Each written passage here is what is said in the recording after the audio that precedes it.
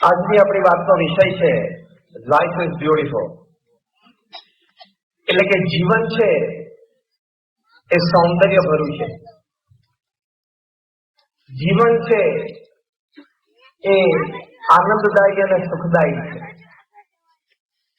જે હકીકત છે, જે વાસ્તવિકતા છે, આપણે દરેક ક્ષણે નહીં પણ અનેક વખત જીવનમાં દિવસ દરમિયાન આપણે એનો અનુભવ તો કરીએ છીએ.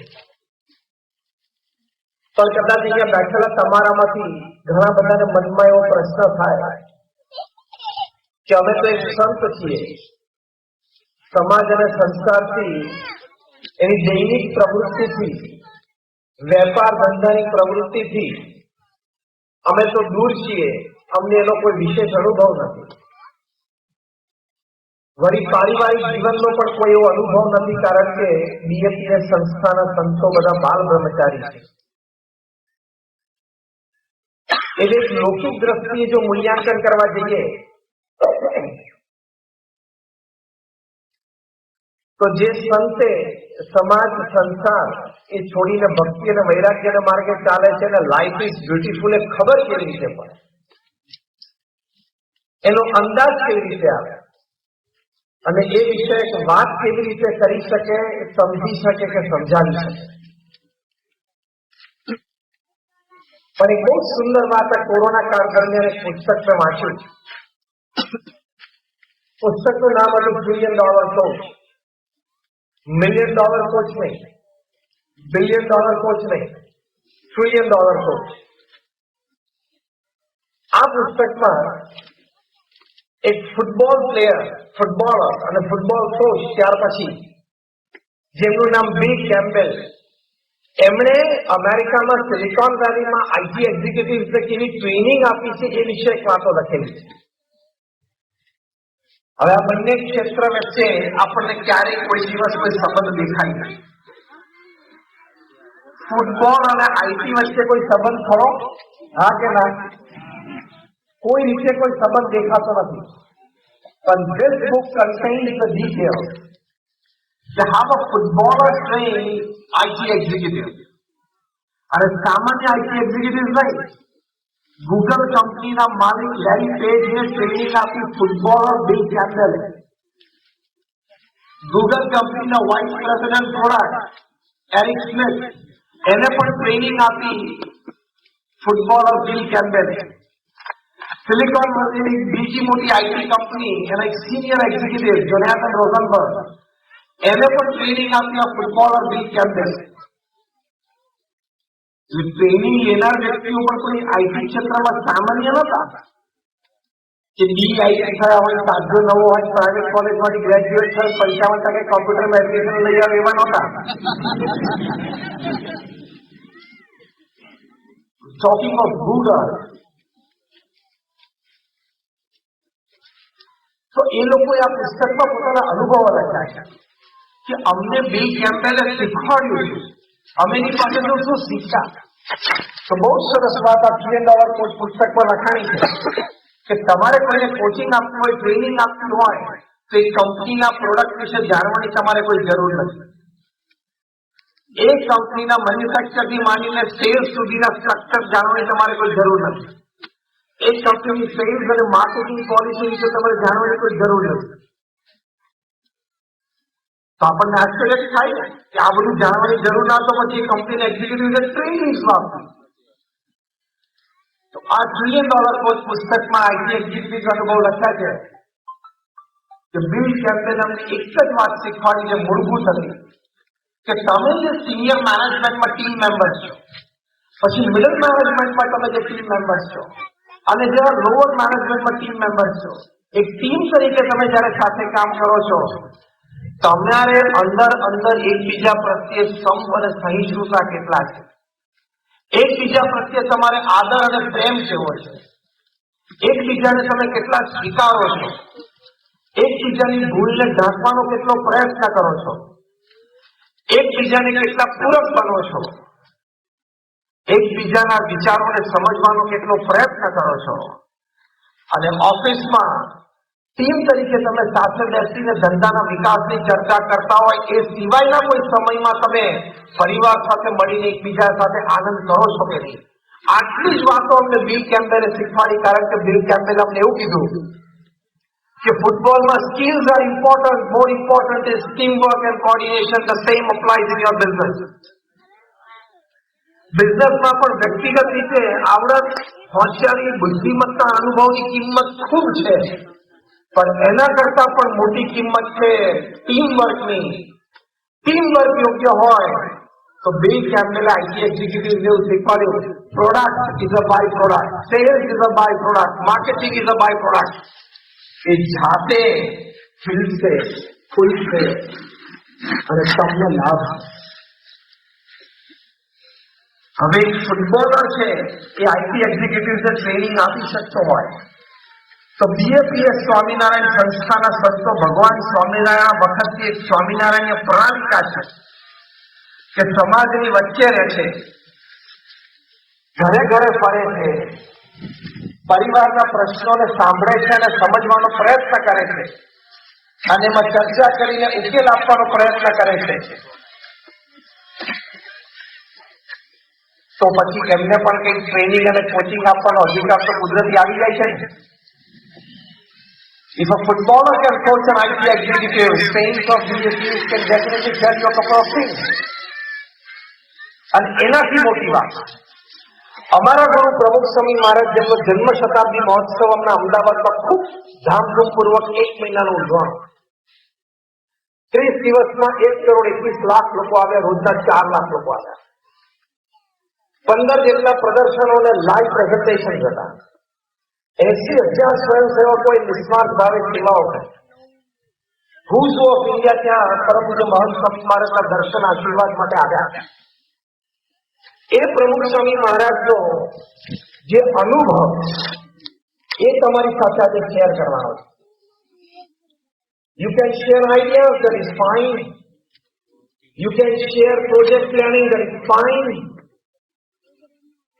You can share creativity, that is fine, but more important to share experiences. તમે અનુભવ શેર કરો એ બહુ મોટી વાત છે. તો પ્રમુખ સ્વામી મહારાજને જનજીવનનો અનુભવ, જનમાનસનો અનુભવ, જન પ્રકૃતિનો અનુભવ એ જે કક્ષાએ હતો એ અત્યારે કદાચ 750 કરોડની પ્રજામાં પૃથ્વી ઉપર કોઈને નથી. પ્રમુખ સ્વામી મહારાજ એમના જીવનકાળ દરમિયાન દુનિયાના 60 દેશોમાં 18,000 ગામો અને શહેરોમાં ફર્યા. અહીંયા આપણામાંથી કોઈ એવું બેઠું નથી કે 18,000 ગામો અને શહેરોમાં ગયા હોય અથવા જશે. Am I right or wrong? Raise your hand if you say yes. તો બધા આદિત્ય કરો. પ્રમુખ સ્વામી મહારાજને લોકો વ્યક્તિગત પ્રશ્ન હોય, પોતાનો પારિવારિક પ્રશ્ન હોય, વ્યવસાયિક પ્રશ્ન હોય, એની માટે પત્ર લખતા. એવા 7.5 લાખ પત્રોના લેખિત જવાબ પ્રમુખ સ્વામી મહારાજ આપ્યા છે. At an unbelievable average of reading and answering more than 70 letters a day without a Sunday for 45 years. 45 વર્ષ સુધી રોજના 70 પત્રો પ્રમુખ સ્વામી મહારાજે વાંચીને એનો ઉત્તર આપ્યો. અને ઉત્તર ફક્ત આશીર્વાદ નહીં, સ્પષ્ટ અને સચોટ નિર્ણય, માર્ગદર્શન, આશ્વાસન અને આશીર્વાદ, રિસ્પોન્સિબલ આન્સરિંગ. અને આજે તમને સમાજમાં એક પણ એવી વ્યક્તિ નહીં મળે કે મેં પ્રમુખ સ્વામી મહારાજને પત્ર લખેલો, મારા પ્રશ્નનું સમાધાન પ્રમુખ સ્વામી મહારાજે મને લિખિત સ્વરૂપમાં આપ્યું, એ સમાધાન પ્રમાણે હું ચાલે, હું આજે દુઃખી છું, એવો એક પણ વ્યક્તિ તમને નહીં મળે. કેટલો જનમાનસ, જન પ્રકૃતિને એમને અનુભવ.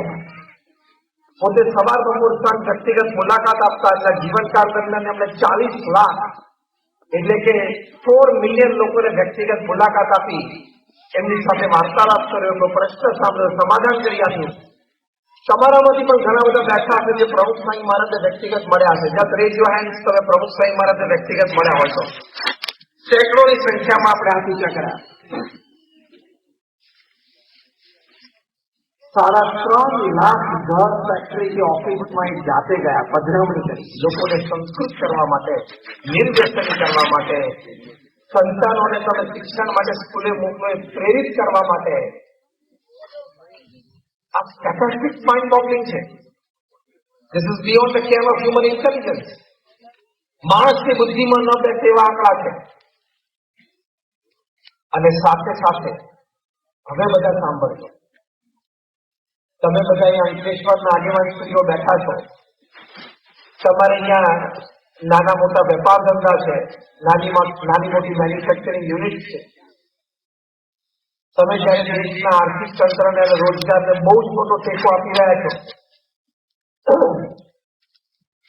એક યુનિટ ઉભું કરવું કે એક કારખાનું ઉભું કરવું એટલે શું થાય તમને ખબર પડતી હશે. એમાં રાઈટ ઓર રોંગ? પ્રમુખ સ્વામી મહારાજ એમના જીવનકાળ દરમિયાન 45 વર્ષમાં 1300 સંસ્થાઓ ઉભી કરી. તમારી ભાષામાં કહું તો 45 વર્ષમાં 1300 યુનિટ ઉભા કર્યા. મારી દ્રષ્ટિએ કદાચ 20% અંકલેશ્વર. અને that too after the age of 51. પ્રમુખ સ્વામી મહારાજના જેટલા પણ આ સ્ટેટિસ્ટિકલ આંકડા હું બોલ્યો બધા 51 વર્ષની ઉંમરના પછીના છે. જયારે બૌદ્ધા લોકોને મનમાં રિટાયરમેન્ટના વિચાર આવવાની શરૂઆત થઈ ગયા. શારીરિક માનસિક રીતે હું શક્તિહીન છું, મારી શક્તિ ઓછી થતી જાય છે, વિચારો આવવા માંડે. When he starts withdrawal, પ્રમુખ સ્વામી started his career. પ્રમુખ સ્વામીની કારકિર્દી 51 વર્ષે શરૂ થઈ. એ ગુરુ પદે આવ્યા ત્યારથી 51 વર્ષથી 95 વર્ષની ઉંમર સુધી 45 વર્ષમાં 1300 સંસ્થા. હવે હું તમને એક કહાની કહું, સાંભળજો. એક જમીન સંપાદન થવી અથવા મળવી, એ જમીન ઉપર શું કરવું છે? Hospital, hostel, school, college, community centre, સંસ્કાર ધામ, સંસ્કાર કેન્દ્ર, હરિમંદિર, મંદિર, અક્ષરધામ, એ અમારા બોર્ડ ઓફ ટ્રસ્ટીઝમાં નક્કી થવું.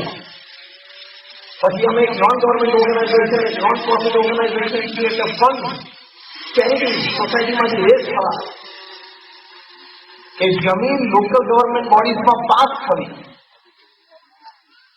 અમારા આર્કિટેક્ટ પ્લાન ડિઝાઇન કરે પછી એ પ્લાન લોકલ ગવર્મેન્ટ બોડીઝમાં પાસ થવા. પછી ટેન્ડર દિશાઓ થાય, ટેન્ડર પાસ થાય, કોન્ટ્રાક્ટર નિમાય, ખાતમુહૂર્ત થાય, કોન્ટ્રાક્ટર બાંધકામ શરૂ કરે, 2 માળ 5 માળ 10 માળની ઇમારત તૈયાર થાય. એ સંસ્થા ચલાવવા માટે અમારા 5-10 સમર્પિત સ્વયંસેવકો જોઈએ, મળી જાય. બીજા 25-50 પેઇડ એમ્પ્લોઈઝ છે, મળી જવા. ઉદઘાટન સમારોહ નક્કી થઈ જવો અને એ હોસ્પિટલ, હોસ્ટેલ, સ્કૂલ, કોલેજ, મંદિરને સમાજની સેવામાં ઉદઘાટિત કરીને મૂકી દેવું. આ જમીન સંપાદનથી માંડીને ઉદઘાટન સમારોહ સુધીની આખી જે વાર્તા મેં તમને કરી, એ પ્રમુખ સ્વામી મહારાજે 45 વર્ષમાં દર 15મા દિવસે પૂરી કરી. એટલે તમારે વેપાર, ધંધો, વહીવટ, મેનેજમેન્ટ, એડમિનિસ્ટ્રેશન, HR, તમે જે પણ વાત કરો ને, તમને પ્રમુખ સ્વામી મહારાજના જીવનમાંથી વિપુલ પ્રમાણમાં શીખવા મળશે.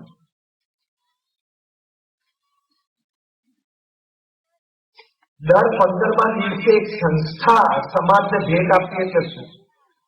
અને એ પણ 45 વર્ષ સુધી સાતત્ય જાળવવું એટલે શું? અને એ પણ 51 થી 95 વર્ષની ઉંમરની કારકિર્દી દરમિયાન કરવું એટલે શું? આ પણ માઇન્ડ બોગલિંગ છે અને beyond the care of human intelligence. માણસની બુદ્ધિમાં બેસે એવી વાત છે. તો એમણે આપણને લાઈફ ઇઝ બ્યુટીફુલ, જીવન સુંદર છે, આનંદદાયી છે, સુખમય છે, જીવનમાં પૂર્ણ સંતોષ પ્રાપ્ત કરી શકાય છે, એ સંબંધી સુંદર વિચારો આપ્યા છે. પોતાના અનુભવ પરથી, સનાતન ધર્મના શાસ્ત્રોમાં જે કથિત વાત છે તેના પરથી, અને આજના યુગના મહાપુરુષોના વિચારોને પણ સમન્વયમાં રાખીને સુંદર વિચારો આપ્યા. સુંદર કર્તૃત્વ શક્તિ સંબંધી આવડતો આપી. પ્રમુખ સ્વામી મહારાજ એમના જીવનમાંથી આપણને અભિગમો શીખવાડ્યા. વાર્તાલાપથી માંડીને વર્તણૂક સુધી આપણે શ્રેષ્ઠ પ્રાપ્ત કરી શકીએ એવી વાતો એને આપણને સમજાવી. Which is a rich treasure. એ આપણી માટે બહુ મોટો અમૂલ્ય ખજાનો છે. તો લાઈફ ઇઝ બ્યુટીફુલ. જીવન ખૂબ સુંદર છે, આનંદદાયી અને સુખમય છે.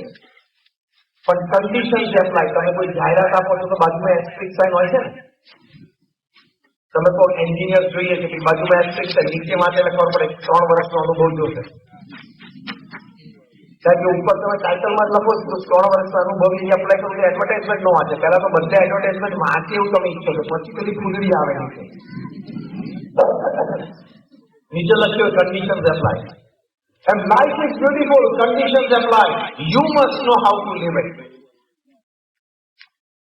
જીવન સુખમય અને સુંદર છે, કન્ડિશન્સ એપ્લાય. આપણને જીવતા આવડે તો. બાકી આ 70-80 વર્ષનું જીવન છે, 5-10 પ્લસ માઇનસ ભગવાનની ઈચ્છા છે. પૃથ્વી ઉપરથી રોજના 1.5 લાખ માણસો વિદાય લે છે. 24 કલાકમાં 1.5 લાખ એટલે 86,400 સેકન્ડમાં 1.5 લાખ એટલે દર 2 સેકન્ડે 3. આપણે આ પ્રવચનની શરૂઆત કરી લગભગ 15 મિનિટ થઈ.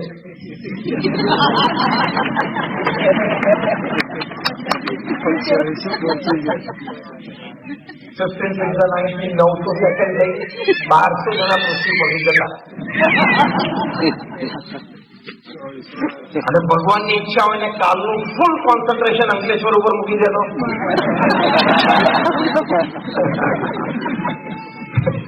ફૂલ પિકઅપ અંકલેશ્વર માંથી રાખે તો આપણાથી કાંઈ થઈ શકે એમ છે? હા કે ના? Before that moment comes, make your life beautiful. એ ક્ષણ આવી જાય કે પેલા જીવન જીવી લેવું. બીજું બધું ઓછું વસ્તુ થયું કે ના થયું, આપણે આપણી મરણ પથારીઓ હોય ત્યારે છાતી પર હાથ મૂકીને એટલું તો કહી શકવા જોઈએ ને પોતાની જાતને, yes I lived my life, હું મારું જીવન જીવ્યો. એટલો તો સંતોષ થવો જોઈએ કે નહીં? એ સંતોષ ના થયો તો પછી મને કે ધક્કો ખાધો. શું કે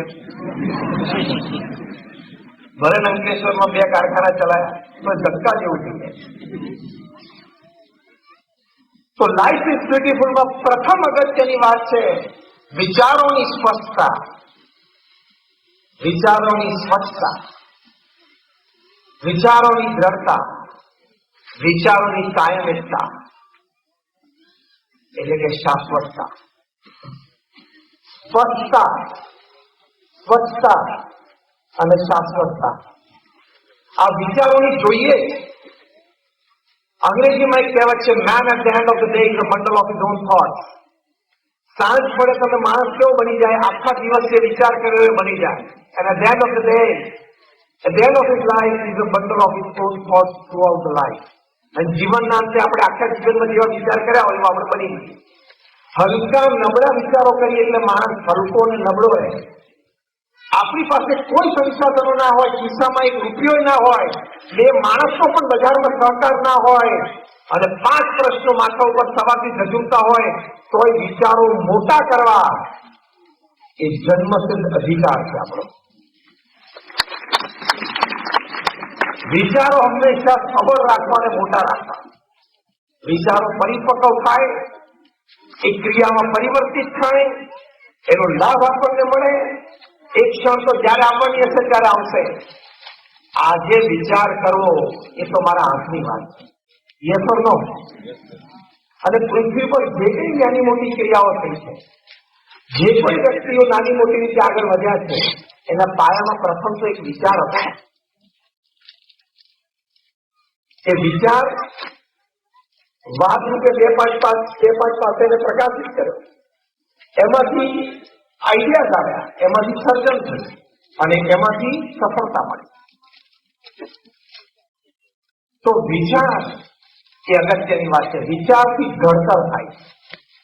જો કોલસો, ગ્રેફાઇટ અને હીરો એટલે ડાયમંડ 3 કોલના બનેલા છે, એટલે કાર્બનના બનેલા છે. કાર્બન એટમ એ હેફેઝર ગોઠવાઈ જાય આમ આડું એટલે કોલ બની જાય, કોલસો. એના એક કાર્બન એટમ એ હેક્ઝાગોનલ સ્ટ્રક્ચર છે. કેમિસ્ટ્રી ભણ્યા હશે ખબર હશે. હેક્ઝાગોનલ સ્ટ્રક્ચર ગોઠવાય એટલે ગ્રેફાઇટ બની જાય. અને એના એક કાર્બન એટમ ટેટ્રાહેડ્રલ સ્ટ્રક્ચરે ગોઠવાય એટલે એ આઇટમ ડાયમંડ બની જાય. કોલ એટલે કોલસો, ગ્રેફાઇટ અને ડાયમંડ સગા ભાઈઓ છે. સગા ભાઈઓ કરતા પણ આગળ એ ટ્રિપ્લેટ છે. કોલસો, ગ્રેફાઇટ અને ડાયમંડ ત્રણેય સગા ભાઈઓ છે અને ટ્રિપલેટ છે, સાથે જ કરીને લાગે છે. પણ એક કોલસો છે, એક હીરો છે.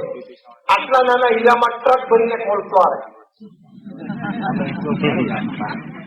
બાકી છે બંને સગા ભાઈઓ અને જોડવા ભેગા કરીને લાગે. બંનેના સ્ટ્રક્ચરમાં કાર્બન અને કાર્બન સિવાય કાંઈ નથી, છતાં એકની કિંમત એ વિશ્વ કક્ષાએ બોલાય અને બીજાને ટન બંધમાં રોજ બાળી નાખે. એનું કારણ એક જ છે, ધ ઇન્ટરનલ ડિઝાઇન. અહીંયા કઈ ડિઝાઇન છે ને એની પર તમારી કિંમત છે. ભગવાને બધાને મનુષ્ય જીવન અને મનુષ્ય દેહ આપ્યું છે. બધાના લોહીનો કલર પણ લાલ જ છે. બધાને વિચારની શક્તિ પણ આપી છે, કાર્ય શક્તિ પણ આપી છે. પણ એનો કેવો અને કેટલો ઉપયોગ કરે છે એની પરથી આપણે કાં તો કોલસો બનીએ, કાં તો ગ્રેફાઇટ બનીએ, કાં તો ડાયમંડ બનીએ. Choice is hours. અંગ્રેજીમાં કહેવત છે, make a good choice so you stand a good chance for a great change in your life. Structure કેવી રીતે ગોઠવવું આપણું એ આપણા હાથની વાત છે. અને એ સ્ટ્રક્ચર એટલે વિચારો. જાપાનમાં એક કાર્પ નામની માછલી થાય છે, અને જાપાનીઝ કાર્પ કહે છે, કોઈને કોઈ પણ કહે છે. એની એક જબરી વિશેષતા છે. એક કાર્પ માછલી છે, જન્મે તો બહુ નાની હોય, અડધા વીઘા જેવડી હોય. પણ જો તમે એને બાથરૂમનું જે આપણું બકેટ હોય ને ટબ બાથરૂમમાં, એમાં તમે એને મૂકી દો તો એના આખા જીવનકાળ દરમિયાન 2 થી 3 ઇંચ મોટી થાય. એની એક કાર્પમાંથી જન્મે એટલે તમે એને મોટા પાણીના ટાંકામાં મૂકી દો અથવા કુવામાં મૂકી દો તો એના જીવનકાળ દરમિયાન 12 થી 16 ઇંચ મોટી થાય.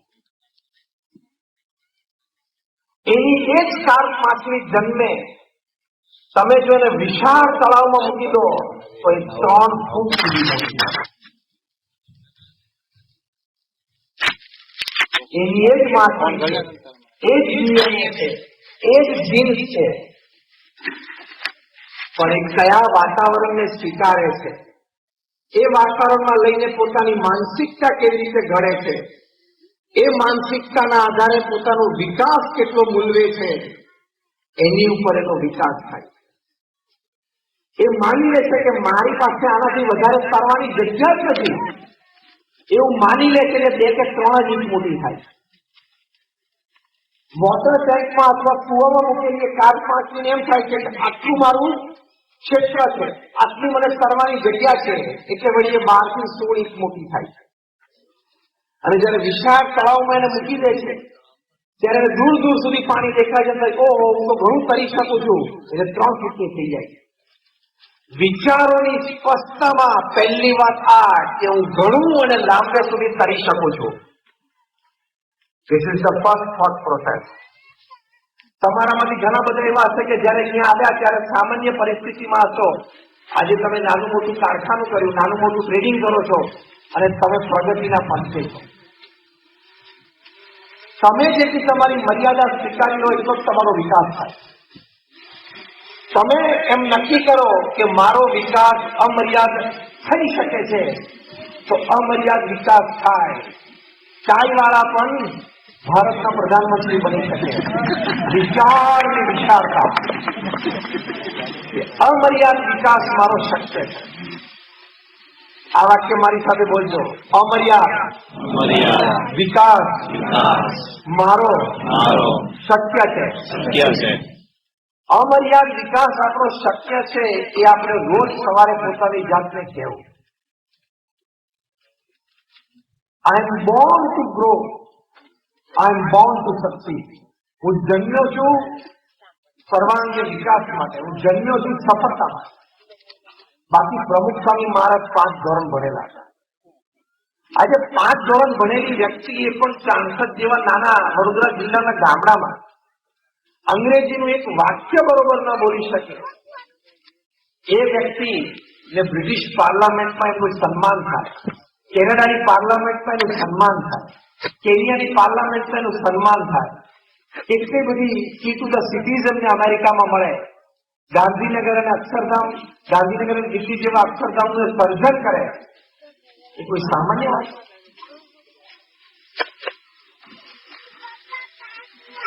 એટલે પહેલી અગત્યની વાત છે, વિચારો હંમેશા મોટા છે, જે થશે અને થઈ શકે. અંગ્રેજીમાં એક કહેવત છે, sow a thought, reap an act. Sow an act, reap a habit. Sow a habit, reap a character. Sow a character, reap a destiny. એટલે કે તમે જેવા વિચાર કરશો એવી તમારી ક્રિયાઓ થશે. એ ક્રિયાઓ તમે ગ્રેજ્યુઅલી કરતા થશો એટલે તમારી આદતો બનશે. એ આદતો તમે રેગ્યુલર રીતે જીવનમાં કરશો એટલે તમારું ચારિત્રનું ઘડતર કરશે. અને એવું જે ચારિત્ર એ તમારું ડેસ્ટિની એટલે પ્રારબ્ધ અને ભવિષ્ય કરશે. એટલે વિચારો મોટા અને અમર્યાદ કરવા. પણ સાથે સાથે એ વિચારોમાં સાત્વિકતા જોઈએ તો લાઈફ ઇઝ બ્યુટીફુલ. એ વિચારોમાં સ્વાર્થીપણું ન જોઈએ તો લાઈફ ઇઝ બ્યુટીફુલ. એ વિચારોમાં અન્યને અડચણરૂપ ન થવાય એવી ભાવના જોઈએ તો લાઈફ ઇઝ બ્યુટીફુલ. એ વિચારોમાં અન્યને મદદરૂપ થવાની ભાવના હોય તો લાઈફ ઇઝ બ્યુટીફુલ. અમર્યાદ અને મોટા વિચાર હોય પણ દુષ્ટ વિચારો હોય તો એ કોઈ કામના નથી. એ આપણને પણ નુકસાન કરે, પરિવારને પણ કરે, સમાજને પણ કરે, દેશને પણ કરે અને લાંબા સમયે માનવતાને પણ નુકસાન કરે. એટલે don't be an evil genius. વિચારોમાં સાત્વિકતા જોઈએ. પ્રમુખ સ્વામી મહારાજને એક વખત પૂછ્યું કે કયો વિચાર તમારા અંતરમાં હંમેશા રહે છે? એમણે કહ્યું કે જે વિચાર મને ક્યારેય નથી આવ્યો એવું કહું, ધેટ વોઝ મોર ઇન્ટરેસ્ટિંગ. કે કયો વિચાર મને ક્યારેય નથી આવ્યો? પ્રમુખ સ્વામી મહારાજે કહ્યું, કોઈનું પણ અહિત થાય એવો વિચાર મને જીવનમાં ક્યારેય નથી આવ્યો. જો વિચારોની સાત્વિકતા,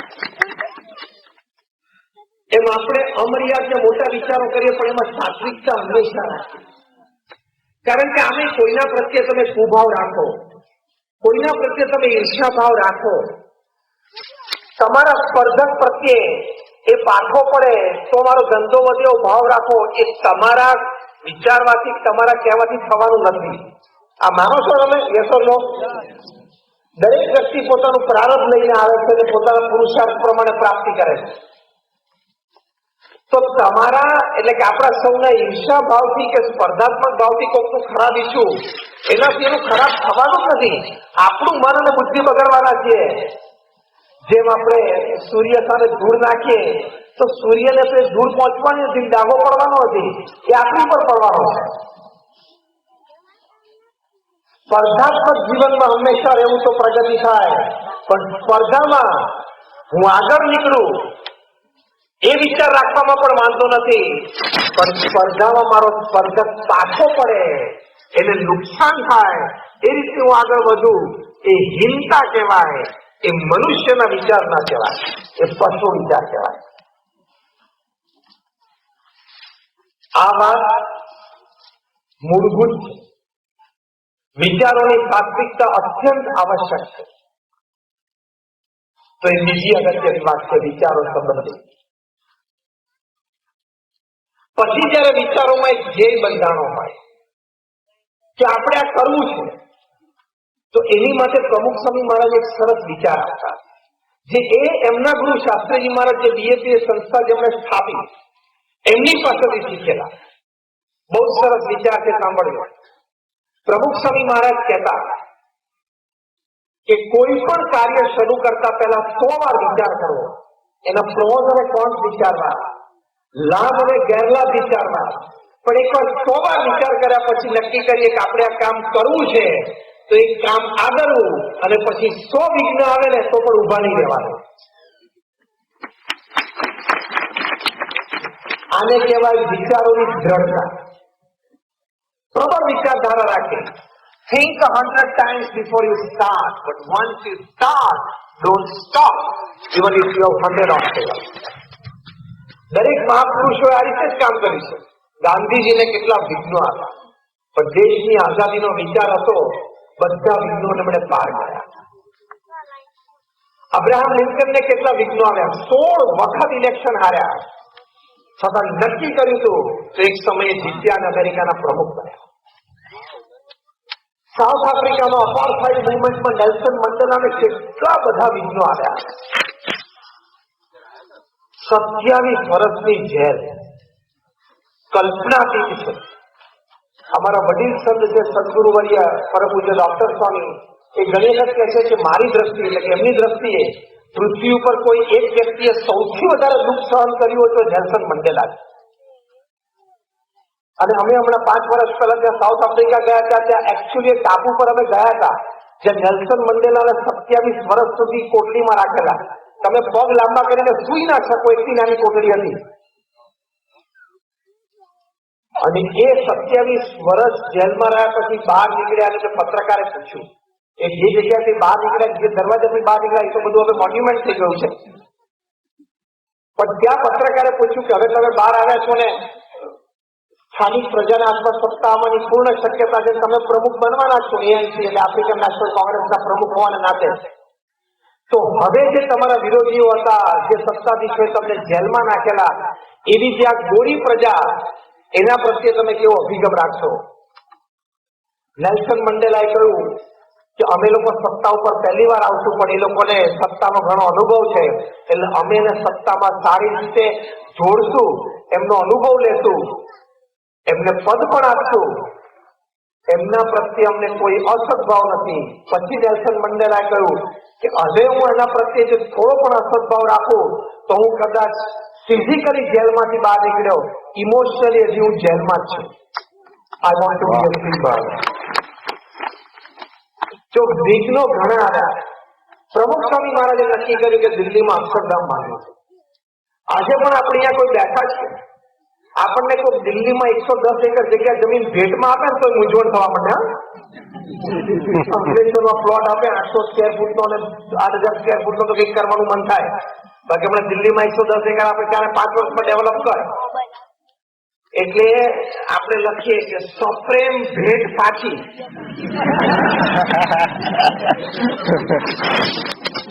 દિલ્હી જેવા શહેરમાં એ પણ યમુના નદીના કિનારે, એ પણ 110 એકર જગ્યા, એ પણ આજથી 23 વર્ષ પહેલા 2000ની સાલમાં પ્રાપ્ત થઈ અને 5 વર્ષમાં એ ડેવલપ કરવી, every square inch of land develop કરવી, એ પણ આરસીસી ની પણ પથ્થર અને પથ્થરમાં પણ એક કલાકૃતિ વાળો, અને એ પણ non residential non commercial project બાંધીને વેચવાનો નહોતો.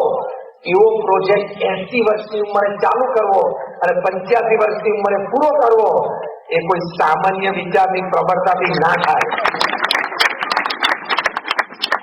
એટલે આ પ્રમુખ સ્વામી મહારાજનો દ્રષ્ટાંત સાંભળીને કાલ સવારે તમારી કેમિકલ ફેક્ટરીમાં નવા કેમિકલનો પ્રયોગ ચાલુ કરો.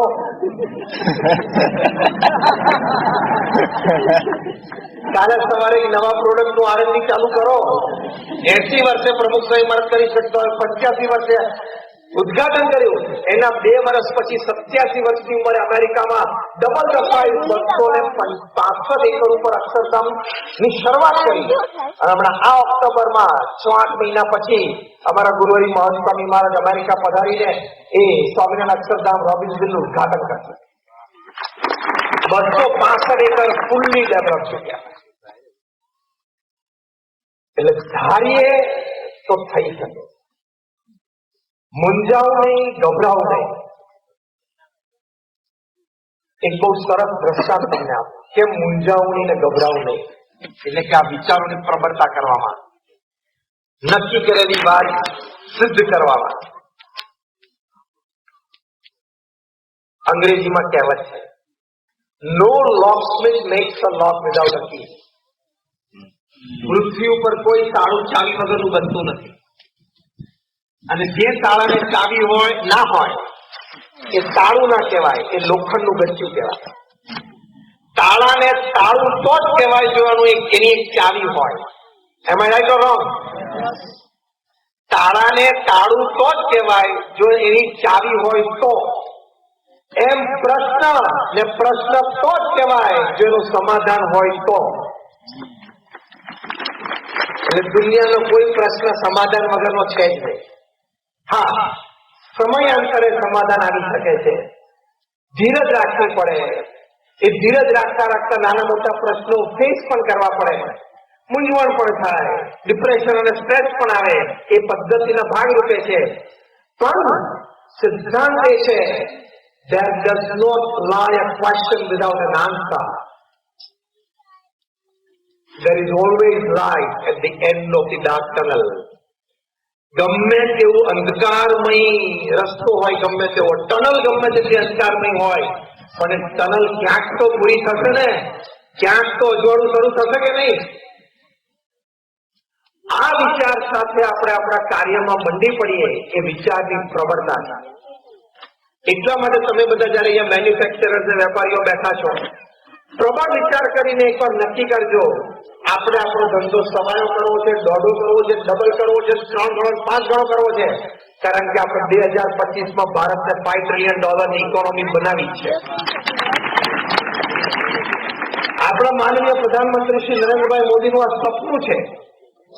અને પછી તો 7 ટ્રિલિયન ને 9 ટ્રિલિયન ને, અને 2047માં જયારે આપણે 100 વર્ષ આઝાદીને પૂરા થાય ત્યારે આપણે દુનિયાની 3rd લાર્જેસ્ટ ઇકોનોમી, એક વિકસિત દેશ એ આપણે ચોક્કસ બનીશું. તમારી અને અમારી બંનેની જવાબદારી છે. ભારત દેશને વિકસિત બનાવવો એ તમારી જવાબદારી છે. ભારત દેશને જગતગુરુ બનાવવો એ અમારી જવાબદારી છે. એટલે તો અમે અત્યારે ઓવર ટાઈમમાં કામ કરીએ છીએ. જુઓ ને, તમે ઓવર ટાઈમમાં કેટલું સાંભળો છો? બધાએ ઓવર ટાઈમમાં કામ કરવાનું છે. દેશને વિકસિત બનાવવો એ તમારી જવાબદારી છે, વેપારીઓની, અને દેશને જગતગુરુ બનાવવો એ અમારી જવાબદારી છે. તમારે વેપાર ધંધો વિકસાવીને દેશનું અર્થતંત્ર મજબૂત કરવાનું છે.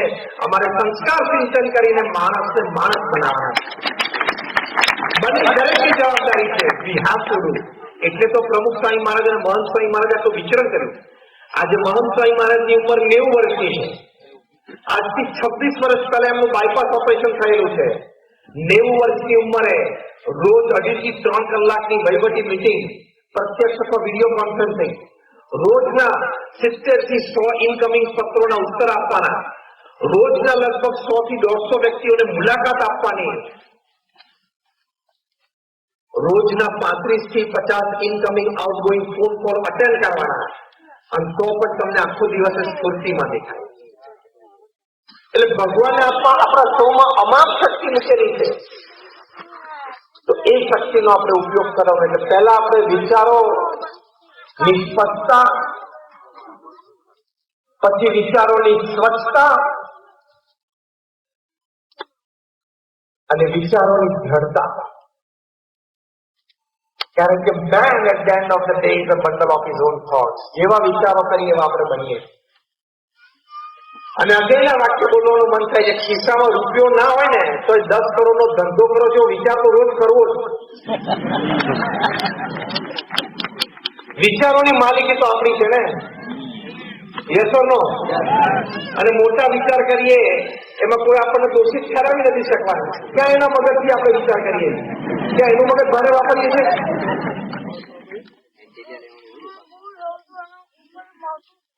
આવા વિચારોથી આપણે જીવીએ તો લાઈફ ઇઝ બ્યુટીફુલ. સુંદરતા ભર્યું આપણું જીવન થઈ જાય. કારણ કે વિચારોમાં એટલી બધી તાકાત છે કે દૈહિક પ્રતિકૂળતાઓ હોય, વ્યવહારિક પ્રતિકૂળતાઓ હોય, એની વચ્ચે વિચારો જો પોઝિટિવ હોય તો માણસ સબળ બની શકે. એટલે always become a prosperity thinker, never ever become a poverty thinker. સમૃદ્ધતા વિચારવાની, ગરીબાઈ નહીં વિચારવાની. પ્રોસ્પેરિટી થિંકર શું વિચારે? રસ્તો છે, કાલે સવારે આ પ્રશ્નનું સમાધાન મળવાનું છે.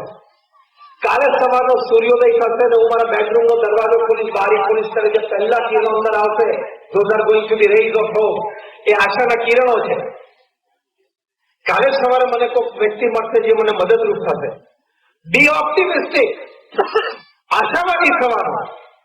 પોવર્ટી થિંકરોએ શું વિચારે? મરી ગયા, નહીં થાય, મદદ નથી મળતી, શું થશે, અંધારું દેખાય છે. અને આપણી ગુજરાતી ભાષામાં સૌથી ભયંકર શબ્દ આ છે, લે.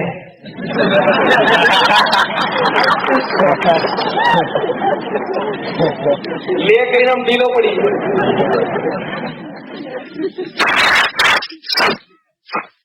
પછી બીજો પાછો એવો નબળો શબ્દ છે, ખબર નહીં છે. અને બંનેને ચડી જાય એવો એક અવાજ છે ગુજરાતી ભાષામાં.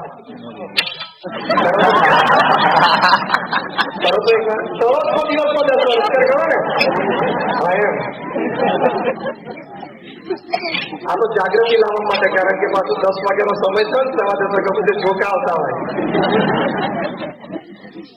What I mean to say, નેગેટિવિટીમાંથી દૂર રહેવા માટે સવારના પોરમાં આવા વાક્ય બોલવા, પ્રોસ્પેરિટી થિંકર થવાનું. હશે, થઈ શકશે, લેટ્સ ડુ, તો લાઈફ ઇઝ બ્યુટીફુલ થઈ જાય. બીજું ક્ષેત્ર છે લાઈફ ઇઝ બ્યુટીફુલમાં રાઇટિયસનેસ. નીતિમત્તા, પ્રામાણિકતા અને સદાચાર વૃત્તિ અને સદાચાર પ્રવૃત્તિ. જો આપણે નૈતિક અને પ્રામાણિક જીવન જીવીએ તો દુનિયાની કોઈ તાકાત નથી આપણને હરાવી શકે અને પાછા પાડી શકે.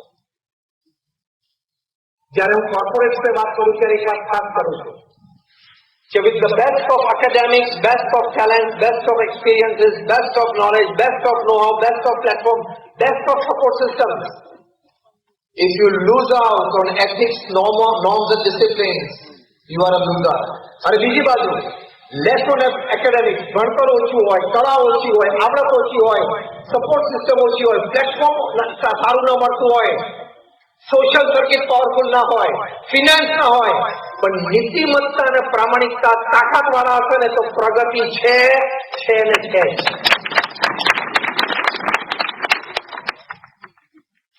તમે વિચાર કરો ને, તમારી પાસે તમારે કોઈ જોબ પર કોઈ વ્યક્તિને રાખવા, તમે ઇન્ટરવ્યુ દ્વારા પણ એને કોઈ વ્યક્તિ આવે, 2 જણા હોય, એક ભણવામાં પણ એને એકેડેમિકલી ક્વોલિફાઈડ હોય, અનુભવ પણ સારો હોય, પણ એના બેકગ્રાઉન્ડમાં ક્યાંક અનએથિકલ પ્રેક્ટિસ હોય, ચોરી હોય, બીજો એવો હોય કે કદાચ પ્રેશર હોય અથવા ઓછો અનુભવ હોય, પણ એનું બેકગ્રાઉન્ડ એથિકલ હોય, તો તમે કોને ચૂઝ કરશો?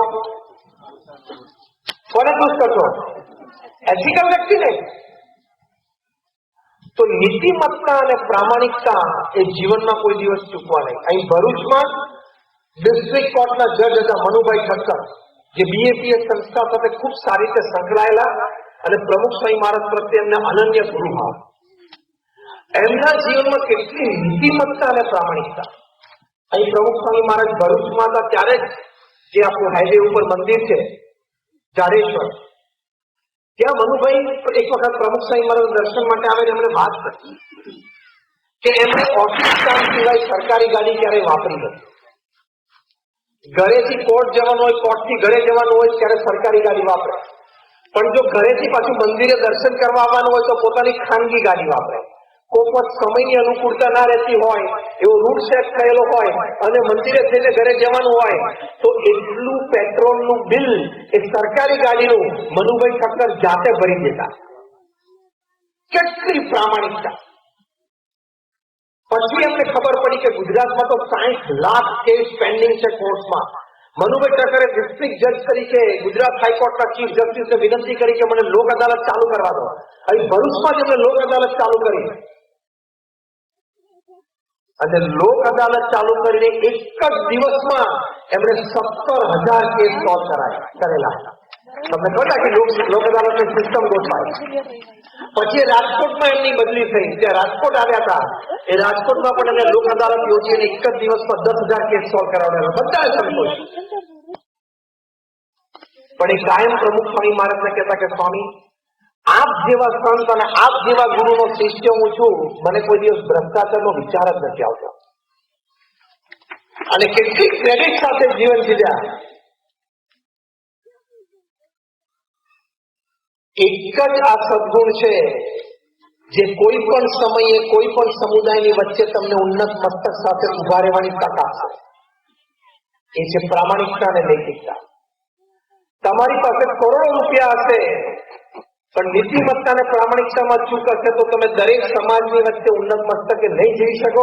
કોઈક જગ્યાએ સમાજના સમુદાયમાં જશો અને ત્યાં તમને બે નવજીઓ નજર પડશે કે આને મારા કૌભાંડની ખબર છે, તરત મોઢું નીચું થઈ જશે.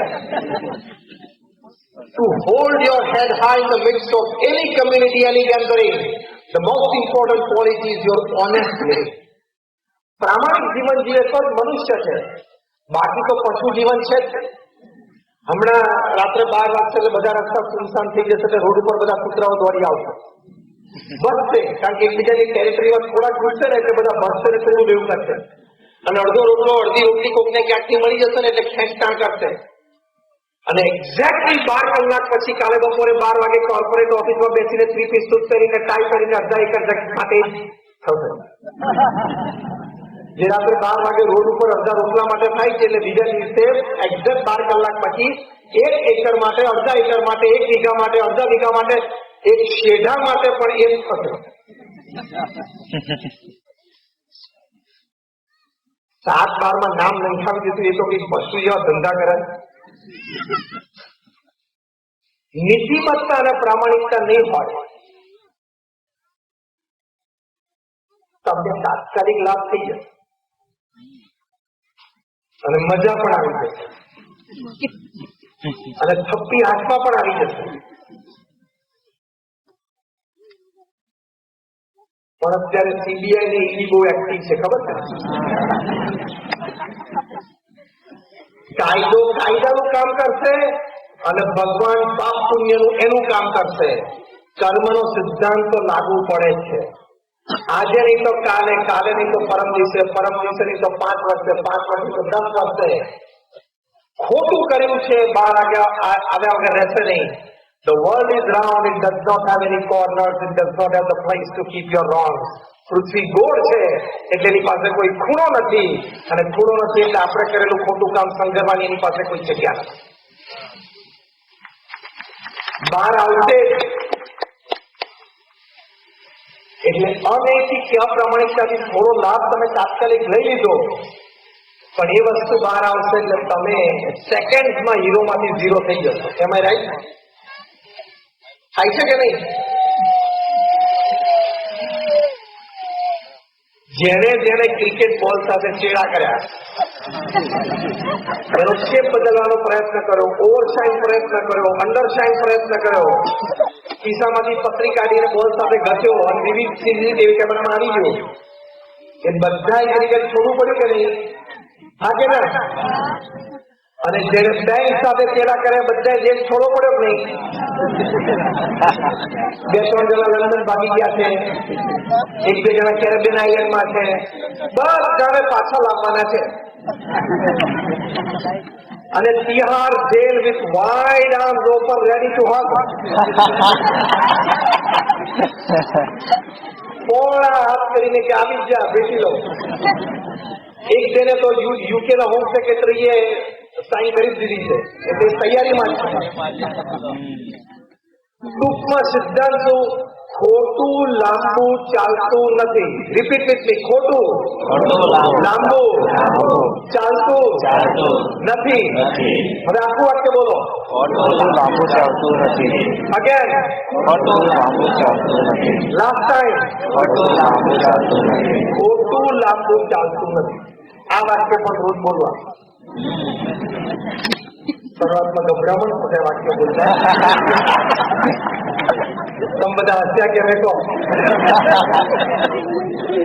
તમે સમજી ગયા, તમે સમજ ગયા, પણ એ બોલજો તો નીતિમત્તા અને પ્રામાણિકતાના માર્ગ ઉપર તમે ચાલી શકશો, તો તમને જીવનમાં આનંદ થશે. 2001માં જયારે ભુજમાં ભૂકંપ આવ્યો અને BAPS સંસ્થાએ ત્યાં રાહત પ્રવૃત્તિ શરૂ કરી, પ્રમુખ સ્વામી મહારાજે તાત્કાલિક બધા રિસોર્સિસ કામે લગાડી દીધા. એ વખતે લોકો કહેતા, જો પ્રમુખ સ્વામી મહારાજની પ્રામાણિકતા અને નૈતિકતા ઉપર સમાજને કેટલો વિશ્વાસ, તમને યાદ હોય તો ભૂતપૂર્વ એક પ્રધાનમંત્રી શ્રી આપણા ભારત દેશના એવું બોલેલા કે અમે કેન્દ્ર સરકારમાંથી રાહત પ્રવૃત્તિ માટે 1 રૂપિયો છોડીએ છીએ અને એકચ્યુઅલ એન્ડ યુઝર અને એકચ્યુઅલ લાભાર્થી સુધી પહોંચતા 15 પૈસા થઈ જાય છે. એક પ્રધાનમંત્રી બોલેલા છે, ખબર છે ને? પ્રમુખ સ્વામી મહારાજની નીતિમત્તા અને પ્રામાણિકતા ઉપર એટલો વિશ્વાસ, લોકો આ વાતને ટાંકીને એમ બોલતા કે પ્રમુખ સ્વામી મહારાજની બીએસસીએસ સંસ્થામાં આ ભુજમાં રાહત કાર્યમાં આપણે રૂપિયો આપીએ છીએ એ ગ્રાઉન્ડ ઉપર એકચ્યુઅલી લાભાર્થી પાસે પહોંચતા 1.25 રૂપિયો થઈ જાય છે.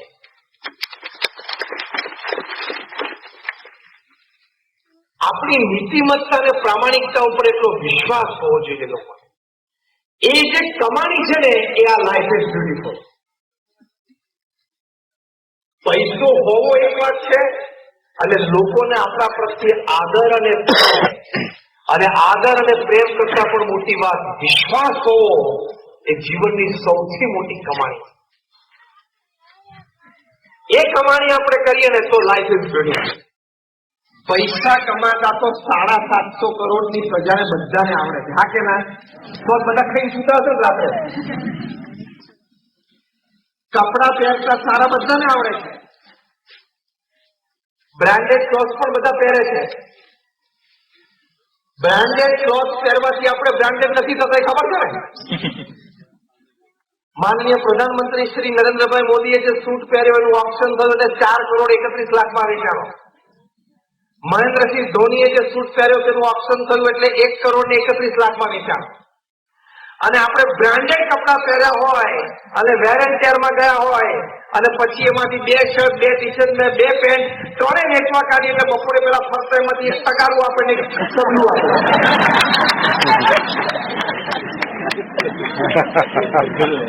બપોરે પેલા લોકો બપોરે એમ ભરતા હોય ને, જૂના કપડા લઈ જાય, ટકાના આપે, ડોલ આપે. આપણા કપડા બ્રાન્ડેડ હોય, વર્લ્ડ બેસ્ટ બ્રાન્ડેડ કપડા હોય, પણ એના ડોલ ને તગારા આવે. અને આ 2 વ્યક્તિઓની વાત કરી, એમને કપડા બ્રાન્ડેડ નહોતા છતાં એટલી કિંમત આવી, કારણ વ્યક્તિ બ્રાન્ડેડ હતા. આપણે બ્રાન્ડેડ થવું પડે. પ્રમુખ સ્વામી મહારાજ એમના જીવનકાળ દરમિયાન 75 વર્ષ સુધી ભગવા કપડા પહેર્યા, આ જ સ્ટાઇલ. કોઈ એમાં બીજી કોઈ સ્ટાઇલ નહીં.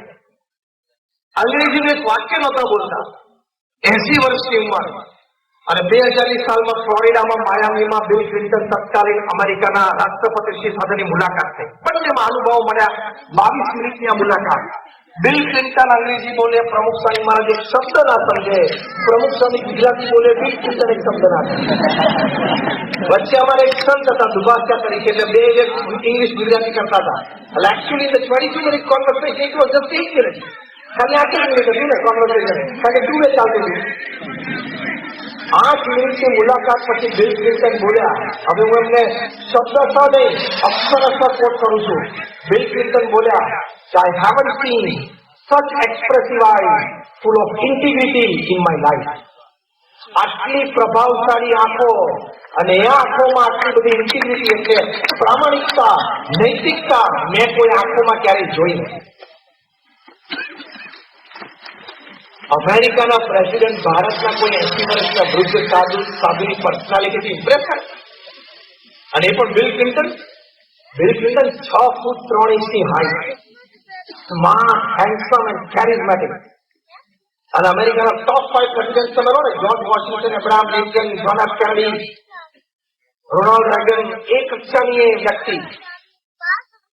અને દુનિયાભરના 50 મોટા ઇન્સ્ટિટ્યૂટ અમેરિકાના ફંડિંગ ઉપર ચાલે. તમે વર્લ્ડ બેંક લો, તમે ઇન્ટરનેશનલ મોનિટરી ફંડ લો, એ નોમિનેટ કરે ને આ વ્યક્તિને બનાવો. જો નોમિનેટ કરી દીધા ને, વર્લ્ડ બેંકના પ્રેસિડેન્ટ બની ગયા જો બાઇડનના નોમિનેશનના. એની તાકાત છે. દુનિયાભરની ટોપ 50 સંસ્થાઓ અને 100 સંસ્થાઓ અમેરિકાના ફંડિંગ ઉપર ચાલે છે. અમેરિકન ડોલર આપવાનું બંધ કરી દે એટલે બધા ઘર બેસવાનું. કેટલો એનો R&D પાવર, કેટલો એનો મિલિટરી પાવર, કેટલો એનો ફાર્મા પાવર, અનબિલિવેબલ. અને ગમે ત્યારે ડોલરને ઉછાળો હોય ને, રમતા રમતા ઉછાળે. અને આપણે એ 72, 75, 78, 82, 83 અડી જાય ડોલર કે ત્યાંથી ખાલી અમારે ઉછાળે બ્લડ કરતા કરતા અહીંયા ઉપરી લાગી છે. અને દુનિયાભરમાં ઉપરથી લાગી છે. એટલી તાકાત આ દેશની. એના પ્રમુખ એટલે દુનિયાના રાજા કહેવાય. એ કોઈ દિવસ કોઈનાથી પ્રભાવિત ના થાય. અહીંયા પ્રભાવિત થયા અને કદાચ ઇમ્પ્રેસ થાય તો એક્સપ્રેસ ના થાય. અમેરિકન ઇગોઇસ્ટિક એ આડો આવી જાય છતાં એક્સપ્રેસ થઈ ગયા, ખાલી આંખોને જોઈ નથી. અને વિદાય વખતે પ્રમુખ સ્વામી મહારાજે તો સાધી કેમનો હાથ પાણી કહ્યું, સાહેબ અમારું ગાંધીનગરમાં અક્ષરધામ જોવા માટે આવજો. એટલે અમારા વિભાજ્ય સંતે કીધું કે inviting you to visit Swaminarayan Akshardham at Gandhinagar. Bill Clinton તરત બોલ્યા કે when he is inviting I will come. અને આવ્યા. પ્રમુખ સ્વામી આમંત્રણ આપે છે તો હું આવીશ. એમનું વ્યક્તિગત નિમંત્રણ છે અને આવ્યા. હવે એક વાક્ય અંગ્રેજીનું નહીં, કોઈ એવા ઝાક જમાટ વાળા કપડા નહીં, 80 વર્ષના વૃદ્ધ વ્યક્તિ, એનાથી અમેરિકન પ્રેસિડેન્ટ આટલા પ્રભાવિત થઈ જાય. નીતિમય અને પ્રામાણિક જીવન. અહીંયા કોઈ જગ્યાએ અત્યારે કીડીઓ દેખાતી નથી. તમે સાકરનો એક કટકો મૂકો એટલે 5, 15, 25 કીડીઓ ભેગી થઈ જાય અડધો કલાકમાં. Now listen to my question. કીડીઓ જે સાકરના કટકા પાસે આવે છે એ સાકરના કટકાનો રંગ જોઈને આવે છે? હા કે ના? બીજું, કીડીઓ જે સાકરના કટકા પાસે આવે છે સાકરના કટકાનો આકાર જોઈને આવે છે? નો. કીડીઓ જે સાકરના કટકા પાસે આવે છે સાકરની સુગંધને લીધે આવે છે? નો. એક જ કારણથી આવે છે. કીડીઓ સાકરના કટકા પાસે એક જ કારણથી આવે છે. કારણ બોલો. બોલો. મીઠાશ. આ તમારો અડધો જવાબ છે. જવાબ સાચો છે પણ અડધો છે. કીડીઓ સાકરના કટકા પાસે આવે છે મીઠાશના કારણે આવે છે, એ અડધો જવાબ. બાકીનો અડધો જવાબ એ છે કે મીઠાશ તો છે પણ મીઠાશ સિવાય કાંઈ નથી. That is more important. ઘણી વ્યક્તિઓ મીઠાશ હોય, નૈતિકતા પ્રામાણિકતાની હોય, પણ એ મીઠાશ સિવાય પાછું બીજું પણ ઘણું બધું હોય. મીઠાશ છે એટલે કે ગળપણ છે અને ગળપણ સિવાય કાંઈ નથી, એ અગત્ય. એમ પ્રમુખ સ્વામી મહારાજના હૃદયમાં ગળપણ, નૈતિકતા અને પ્રામાણિકતા એના સિવાય કાંઈ નથી. પ્રમુખ સ્વામી મહારાજનો શતાબ્દી મહોત્સવ ઉજવાયો. 1 મહિના સુધી રોજ સ્વયં સભામાં 10, 12, 14, 15 પ્રતિષ્ઠિત મહાનુભાવો, રાજ્ય કક્ષાના, દેશ કક્ષાના, આંતરરાષ્ટ્રીય કક્ષાના આવતા હતા અને મહંતભાઈ મહારાજ સાથે મંચસ્થ થતા હતા. એકનો અનુભવ. મહંતભાઈ મહારાજ તો બહુ મિતભાષી છે, બહુ ઓછું બોલે છે, પણ મહંતભાઈ મહારાજની આંખો અને ચહેરા પરની નિર્દોષતાથી એટલા બધા પ્રભાવિત. લિએન્ડર પેસ આવેલા, જે ભારતના એક બહુ સારા tennis player, 18 grand slam title છે. ટેનિસની ટુર્નામેન્ટ તો ઘણી બધી છે. આજે સારા સમાચાર છે કે સ્વિસ ઓપન આપણે ભારતીય બંને જણા ડબલ્સ જીત્યા પહેલી વાર. તો ટેનિસની રમત છે એમાં ઘણી બધી ઓપન ટુર્નામેન્ટ થાય, એમાં 4 ગ્રાન્ડ સ્લેમ કહેવાય. ઓસ્ટ્રેલિયન ઓપન, પછી વિમ્બલ્ડન રમાય, પછી ફ્રેન્ચ ઓપન અને પછી યુએસ ઓપન. આ 4માંથી એક જીતે એટલે ગ્રાન્ડ સ્લેમ જીત્યો કહેવાય. એવી 18 ગ્રાન્ડ સ્લેમ જીતેલી વ્યક્તિ છે લિએન્ડર પેસ. તમારે નામ તો સાંભળ્યું હશે, સારી છે અને એમને એડવર્ટાઇઝમેન્ટ અમે જોયા પણ.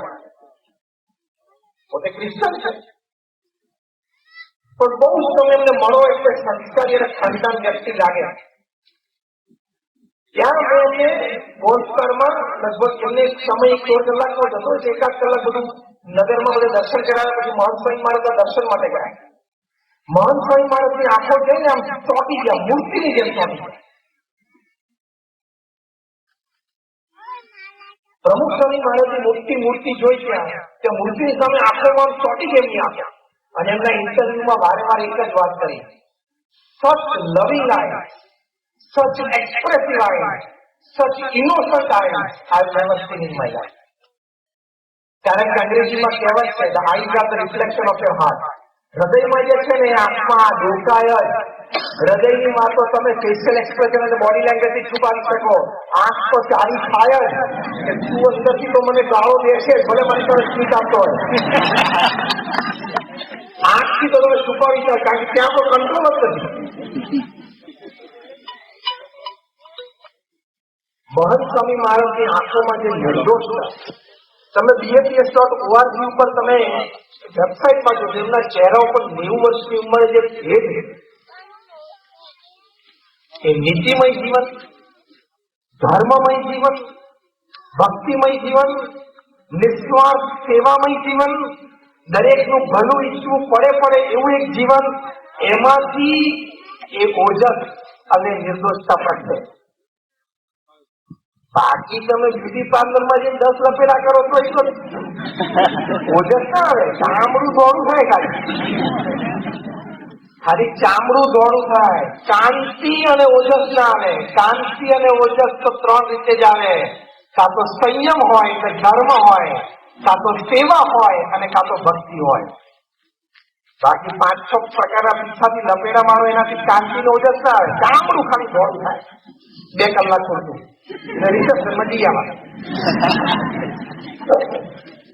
એનાથી લાંબુ પેલો લાભ નથી.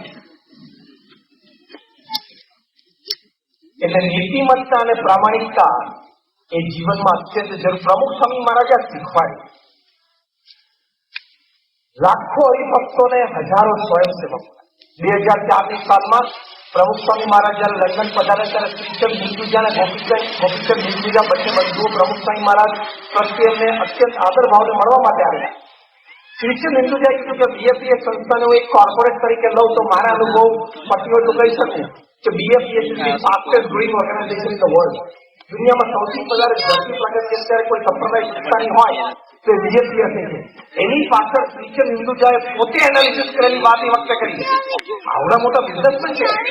આખા યુરોપ અને ઇંગ્લેન્ડમાં 7મા સૌથી ધનાઢ્ય વ્યક્તિ છે હિન્દુજા પરિવાર. શ્રીચંદ હિન્દુજાએ કીધું કે સ્વામી એનું કારણ એ છે કે તમારું તો નીતિમય અને પ્રામાણિક ધર્મમય જીવન છે, પણ તમે તમારા હરિભક્તોમાં, તમારા સ્વયંસેવકોમાં, નાના બાળકોમાં પણ તમે નીતિમત્તા, પ્રામાણિકતા તમે ખીચી છે. તમારા સ્વયંસેવકોનો ભાવ અમે જોયો છે. તમારા સ્વયંસેવકો જયારે મહેમાનોને આગતા સ્વાગતા કરતા હોય, એની સેવા કરતા હોય, એનો અનુભવ અમે અહીંયા મંદિરોમાં કર્યો છે. આ 80,000 સ્વયંસેવકોમાં મોટા doctors, engineer, chartered accountant, IT graduate lakh ડોલરની સેલરી છોડીને અહીંયા વાસણ ઘસવાની સેવા કરે, સાફ સફાઈની સેવા કરે.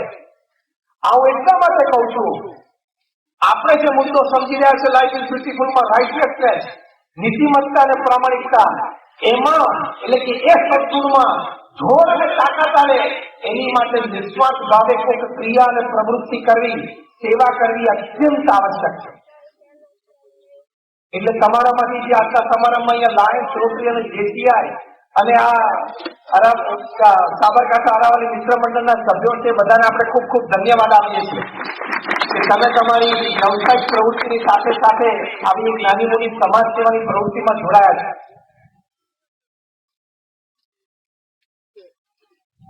અમારો એક યુવક રૂપેશ પટેલ લંડનથી મુંબઈ આવ્યો. ઇમિગ્રેશનમાં એ અને એક પારસી વ્યક્તિ ભેગા હતા. બંને પોતાની બ્લેક બેગ ઉપર એક ચાલતા થયા. રૂપેશ BAPS સ્વામિનારાયણ મંદિર દાદરે પહોંચી ત્યારે ખબર પડી આ બેગ એને ખોલી ત્યારે આ બેગ મારી હતી.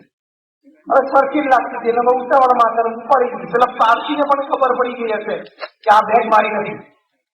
રૂપેશે બેગ ખોલી કામ મારી ખ્યાલ હતો પણ ખોલી તો અંદર લેપટોપ હતું. એ લેપટોપ એને જોયું તો પોતાની બેગમાં લેપટોપ હતું. એ લગભગ $500 હતું. આમાં હતું એ $5,000 હતું. $50,000 કેશ હતા.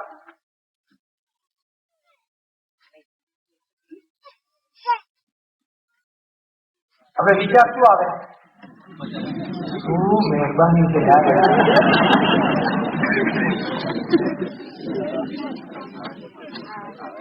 વિચાર આવે કે નહીં? રૂપેશને પહેલો વિચાર આવ્યો કે this does not belong to me. આ મારું નથી, મારાથી ન લે. એટલે એમણે બધું તપાસ કરી, એમાંથી એડ્રેસ અને ફોન મળ્યો તો અમેરિકાનો ફોન મળ્યો. એમણે ફોન કર્યો પણ કમ્યુનિકેટ ના થયું. 5 થી 10 કલાક સુધી પ્રયત્નશીલ રહ્યા અને કમ્યુનિકેટ કર્યું અને કહ્યું કે તમારી બેગ ભૂલથી મારી પાસે આવી ગઈ લાગે, તો કે આ તમારી બેગ મારી પાસે આવી ગઈ છે, તો કે તમે ક્યાં છો, આપવા માટે આવો. અને એ વ્યક્તિ ત્યાં અંધેરીમાં 5 સ્ટાર હોટલમાં ઉતરેલા રૂપેશ દાદર સ્વામિનારાયણ મંદિરથી ત્યાં જઈને એમને આ બેગ આપી અને પોતાની બેગ પાછી લઈ આવ્યો. ત્યારે એ સજ્જને પૂછ્યું રૂપેશને કે તારા કપાળમાં તિલક ચાંદલો છે, આર યુ અ સ્વામિનારાયણ? તો કે yes. Do you belong to પ્રમુખ સ્વામી સંપ્રદાય? તો કે yes. Only you can do it. આ તું પાછો આવ્યો ને પ્રમુખ સ્વામી ને સ્વામિનારાયણના સંસ્કાર. આપણે બધા ઈચ્છીએ છીએ કે આપણા સંતાનો આવા પ્રામાણિક અને નીતિમય થાય. હા કે ના? Just rays your hand. આપણે બધા જ ઈચ્છીએ છીએ, કારણ કે આપણને બધાને અહીંયા બેઠા છે, આપણે બાપ દાદાના સંસ્કારો મળ્યા છે. આપણે પણ બધા નીતિમય અને પ્રામાણિક જીવન જીવીએ છીએ અને પૂરો પ્રયત્ન કરીએ છીએ. ક્યાંક ક્યાંક કોઈક વખત લોભાઈ જઈએ છીએ, એમાંથી શરીર પ્રકૃતિ છે. પણ આપણા સંતાનો નીતિમય અને પ્રામાણિક બને એની માટે આપણે પ્રયત્નશીલ છે.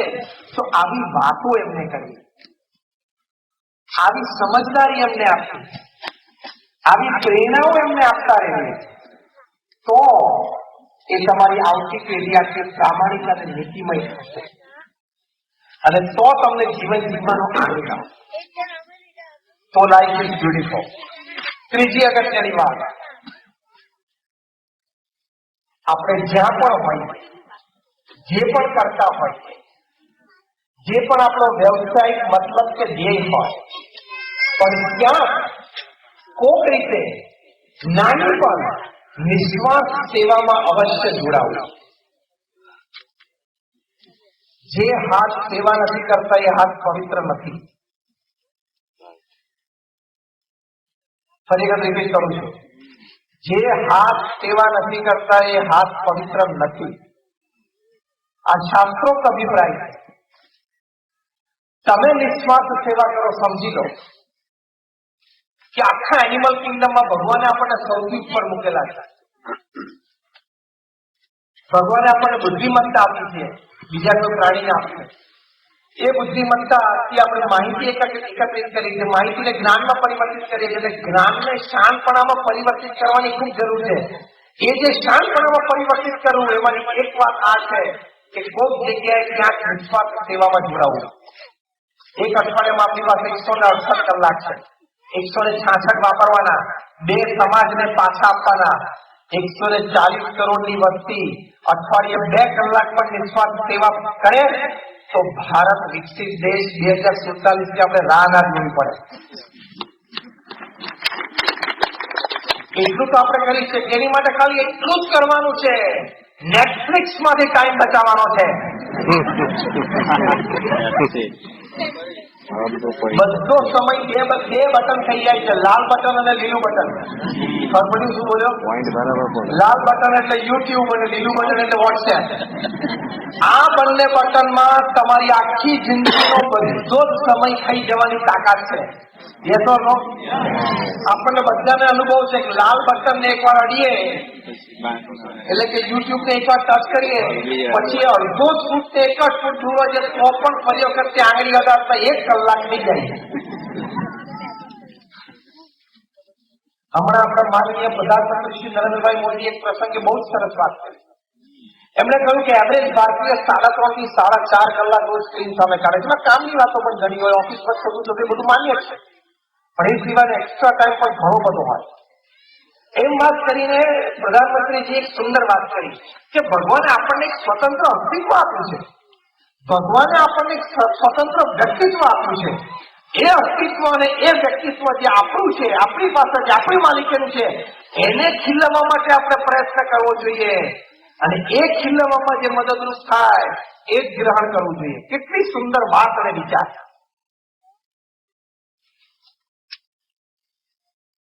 તો અહીં બેઠા બેઠા ચર્ચા કરે કે જો બાઇડને આવું શું કર્યું તો તું અંકલેશ્વરમાં સવારે 8 વાગે કારખાને જવાનું છે. માહિતી જાણી રાખવી, માહિતીની ના નથી. એક જાગૃત નાગરિક તરીકે દરેક હિલચાલને જાણી રાખવી જરૂરી છે, પણ એમાં કેટલું ઊંડું ઉતરવું એ વિવેક ન હોય તો જીવન ખોઈ બેસીએ અને આપણને સેવા માટેનો સમય ન મળે. કારણ કે વ્યવસાયનો સમય તો વ્યવસાયને આપવાનો જ છે, પરિવારનો સમય તો પરિવારને આપવાનો જ છે. સેવાનો સમય તમારે અહીંયા સોશિયલ મીડિયામાંથી કટ કરવો પડશે, તો તમે તમારા સંતાનોને આ વાત શીખવાડી શકશો. કેવી ડિજિટલ ડિઝીઝીસ ઉભા થાય છે ખબર? ફોમો નામનો એક રોગ યંગસ્ટર્સને થાય છે. આ બધા રોગ એમબીબીએસ ને એમડી ડોક્ટર નથી ચાલી શકતા. આ ડિજિટલ ડિઝીઝ છે, ડિજિટલ રોગો છે. ફોમો, FOMO, ફોમો એટલે ફિયર ઓફ મિસિંગ આઉટ. 5 મિત્રો ભેગા થઈને કંઈક આઈસ્ક્રીમ ખાધો, ભેગા થયા, કોલ્ડ ડ્રિંક પીધું અને એના ફોટા પાડીને ફેસબુક ઉપર પોસ્ટ કરે ને એટલે જે રહી ગયો ને હું રહી ગયો બોલાયો નહીં એમાં બધે સ્પર્ધા પડે. આ છે ને એ જ કાયમ આવું કરે. બીજાની તો ઈચ્છા છે મને ફોન કરવાની, તું આવી જાય, પણ આણે ના પાડી. એટલી માનસિકતા આપણી મીન એન્ડ ચીપ. એની સામે જોમો મુવમેન્ટ છે, જોય ઓફ મિસિંગ આઉટ. તમે મને બધા ભેગા થઈને આઈસ્ક્રીમ ખાતો ના બોલાવી શકીએ ને, કઈ વાંધો નહીં. જો હું પણ ફોટા પોસ્ટ કરું ઘરે ડાઇનિંગ ટેબલ ઉપર પપ્પા મમ્મી ને ભાઈ બહેન સાથે બેસીને આપણે પણ ઢોકળા ખાધા, એના ફોટા આપણે પોસ્ટ કરવાના. ઢોકળા ને આઈસ્ક્રીમમાં તફાવત નથી, આનંદ લેતા આવડ્યો એનો તફાવત છે ને. આ હું સેવાની દ્રષ્ટિ કઈ રીતે લિંક કરું છું? આપણે ત્રીજો મુદ્દો સમજી રહ્યા છે લાઈફ ઇઝ બ્યુટીફુલમાં. આવા બધા હલકા મીન અને ચીપ વિચાર પ્રવૃત્તિ અને સોશિયલ મીડિયામાંથી બહાર નીકળશો તો તમે સેવા કરી શકશો. તમે ઘણી બધી કહાનીઓ સાંભળી હશે. સારા આઈટી એક્ઝિક્યુટિવ 1.5 લાખનો સેલરી છોડીને અમેરિકા જઈને મધ્યપ્રદેશ, રાજસ્થાન, મહારાષ્ટ્રના પોતાના ગામડામાં જઈને સેવાઓ શરૂ કરી છે. સારું ભણતર છે, દેશ દુનિયા આખી જોઈ લીધી છે, વિકાસ કઈ રીતે કરવો એની જાણકારી મળી ગઈ છે. હવે મારે મારા ગામનો ઉત્કર્ષ કરવો છે. કેવા વિચારથી, કેવી શ્રદ્ધાથી લોકો કામ કરે છે. અહીંયા ડાંગ જિલ્લામાં ચિંચવાડા ગામ છે, ત્યાં ગણેશ રાવત છે. 24 કલાક દારૂ પીવાય, મંડળી આખી 24 કલાક દારૂ પીવાય. સવારથી ઉઠી પીવા, તારું ગઈ પરિવારમાં માંડ એક ટાઈમ બધાને જમવા મળે. રોજ રાત્રે આવીને પત્નીને મારજૂર કરે અને સવાર ઉઠીને લેરદારો બધા આવી ગયા હોય પણ પૈસા ક્યાંથી આપવા, એટલે પાછો દારૂ પીએ. ધીમે ધીમે એમને પ્રમુખ સ્વામી મહારાજનો સંગ થયો, સંતોનો સંગ થયો. ધીમે ધીમે આ બધું દારૂના બધા વ્યસનો છૂટ્યા. એને પોતે મહેનત શરૂ કરી, રોજગાર ઉભો થયો, બીજાને દારૂ છોડાવ્યો. 2008-9ની સાલમાં પ્રમુખ સ્વામી મારા તીર્થલ પધાર્યા ત્યારે ગણેશ રાવતે કીધું, સ્વામી આ બધી આદતો મારા જીવનમાંથી દૂર થઈ, બીજાના જીવનમાંથી દૂર કરી. આજે હું ચિંચવાડા એટલે મારું ગામ અને બીજા 5 એમ 6 ગામનો હું સરપંચ છું. હવે આ કેટલું રેર કહેવાય. આજુબાજુના ગામ વાળાએ પણ કીધું કે અમારા ગણેશભાઈ સરપંચ તરીકે જોઈએ. કેમ? તો કે આવો પ્રામાણિક નીતિવાન માણસ. ખબર એક જમાનામાં સાવ દારૂડિયો માણસને બધી રીતના ખેલ કરનારો, એની માટે આજુબાજુના ગામોમાં આટલી પ્રતિષ્ઠા છે. અને એમના ગામને ભારતના રાષ્ટ્રપતિ તરફથી નિર્મલ ગ્રામ એવોર્ડ મળ્યો. ત્યાં ગણેશભાઈ રાવત તરીકે. એટલે પહેલી વાત આપણે કરી, તમે ગમે ત્યાં હો, ગમે તે કરતા હોય, કોઈ પણ કક્ષામાં હોય, તમે ધારો તો કંઈક નાની મોટી સમાજ સેવા થઈ શકે અને કરવું એ આપણું કર્તવ્ય છે. It is a moral obligation. આ વાક્ય સાંભળજો. આપણે અહીંયા બેઠા છીએ, બધાને ભગવાને સામાન્ય મનુષ્ય કરતા કંઈક તો વિશેષ આપ્યું છે. હા કે ના? Rays your hand if you say yes. બધા પૂછો કર્યો. સામાન્ય વ્યક્તિની પરિસ્થિતિ કરતા, એટલે કે આર્થિક અને સામાજિક પરિસ્થિતિ કરતા ભગવાને આપણને કંઈક તો થોડુંક વધારે આપ્યું છે. તો એ જે વધારે આપ્યું છે એમાંથી 2%, 5% સમાજને પાછું આપવું એ આપણી નૈતિક જવાબદારી છે. હા કે ના? તો હવે આપજો. જે આપો છો એને ધન્યવાદ છે. જે નથી આપી શકતા અથવા નથી આપતા, નથી આપ્યું, એ કાલથી શરૂઆત કરજો. because the amount of money that you have in your bank account when you die is the extra work you did, you shouldn't have done. Or if at all you did, you should have spent it in some good cause. એટલે શું તમે મારો ત્યારે તમારા bank એકાઉન્ટમાં જેટલા પૈસા છે ને એટલું કામ તમે એક્સ્ટ્રા કર્યું તમારે એક્સ્ટ્રા કરવાની જરૂર નથી. અને ધારો કે કરી પણ નાખ્યું તો તમારા મરતા સમયે તમારા પૈસા માટે તમારે બે જ ચોઈસ છે, either leave it or give it. કાં તો છોડીને જાઓ કાં તો આપીને જાઓ. કઈ ચોઈસ વધારે સારી છે? આપીને જાઓ વધારે. હું નથી કહેતો બધું આપો. તમારું ફેક્ટરી તમારો ધંધો તમારા સંતાનો માટે રાખો, એને ચાન્સ મળે, એને તૈયાર પ્લેટફોર્મ મળે, આગળ વિકસાવી શકે, એ રીતે બધા આગળ ધંધા વિકાસ પામે. પણ એમાંથી થોડુંક તો તમે આપી શકો છો ને. તો આપણે એ બધા બેઠા છીએ એ કઈક રીતે આપણે સમાજ સેવા કરી શકીએ અને કરીએ તેનો આનંદ છે. મેડિકલી, એક્સપેરિમેન્ટલી, ક્લિનિકલી આ પ્રૂવ થયેલું છે કે તમે સમાજ સેવામાં જોડાઓ ને તમે ડિસ્ટ્રેસ થાવ છો, તણાવ ઓછો થાય છે, તમે ડિપ્રેશનમાં હો તો તમે બહાર આવી શકો છો. અમેરિકામાં સારા સારા ડોક્ટર્સ ઓફિશિયલી પ્રિસ્ક્રાઇબ કરે છે, પોતાના પ્રિસ્ક્રિપ્શનમાં લખે કે આ દવા 1 દવા 2 તમે એમની પાસે જાઓ દર્દી તરીકે નિદાન કરીને, પછી લખે કે 2 hours of selfless social service every week, દર અઠવાડિયે 2 કલાક સેવા કરી. એ દવા તરીકે પ્રિસ્ક્રિપ્શનમાં લખવાની શરૂઆત થઈ ગઈ. કારણ કે વૈજ્ઞાનિક દ્રષ્ટિકોણથી સાબિત થયું કે તમે જયારે નિસ્વાર્થ સેવામાં પરોવાઓ છો ત્યારે તમારું મન હળવું થાય છે, તમે ડિપ્રેશનમાંથી બહાર આવો છો, સ્ટ્રેસ અને ટેન્શન દૂર થાય છે. તો એ શ્રદ્ધાથી કરવાની વાત છે. ચોથી અગત્યની વાત, life is beautiful. Work life balance, વ્યવસાય અને પરિવાર વચ્ચે બેલેન્સ બરોબર રાખજો.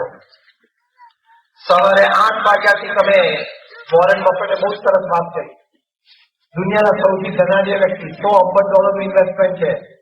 એમણે કહ્યું કે સવારે 9 થી સાંજે 6 હું બિઝનેસમેન છું, સાંજે 6 થી 9 હું એક ફેમિલી પર્સન છું, અને રાત્રે 9 થી 10:30 હું એક આધ્યાત્મિક અસ્તિત્વ છું, સ્પિરિચ્યુઅલ એક્ટિવિટી. કેટલું સરસ ડિમાર્કેશન. આ તો ઘરે આવ્યા પછી પણ તમારા ધંધાના ફોન ચાલુ હોય, રાત્રે 11 ને 12 વાગે ફોન ચાલુ રાખો. This is not good management. This is not good family life. આખી સારું મેનેજમેન્ટ ને સારું ફેમિલી લાઈફ નથી. ધંધા અને વેપારની વાત તો એવી છે કે રાત્રે 12 વાગે ચાલુ રાખો તો 12 વાગે ચાલુ રહે, પણ તમારે નક્કી કરવાનું ક્યારે ફોન મૂકી દેવો. રાત્રે 12 વાગે ફોન ઉપર ચાલુ રહો છો, વોટ્સએપ ચાલુ રાખો. તમને 12 વાગ્યા સુધી ફોન એટલા માટે ચાલુ રાખો છો, તમને કદાચ અપેક્ષા છે કે કદાચ રાત્રે 12 વાગે પીએમઓ માંથી મારી પર ફોન આવે અને કોઈ મોટો ઇસ્યુ ઉભું થયો હોય દેશમાં, જે અત્યારે થયો છે, એની માટે જો જોઈન્ટ પાર્લામેન્ટરી કમિટી ગોઠવાય અને મારી પાસે ખૂબ માહિતી છે એવી પીએમઓ ને ખબર પડે અને પીએમઓ કદાચ જેપીસીમાં મને મેમ્બરશીપ માટે રાત્રે 12 વાગે ફોન આવે, સવારે 6 ફ્લાઇટમાં દિલ્હી જવાનું થાય, એવી પરિસ્થિતિમાં 12 વાગે ફોન ન ઉપાડી શકું તો દેશની અસેવા થઈ જાય છે, એમ તમે સમજો છો કે 12 વાગે ફોન ચાલુ રાખો છો. તું શાંતિથી સુઈ જા. તારા જેવા એમની પાસે 140 કરોડ છે, જેને બોલાવવાના હશે ત્યારે બોલાવી લે છે, કોકને સીબીઆઈ દ્વારા, કોકને ઈડી દ્વારા બોલાવી લે છે. તું શાંતિથી સુઈ જા.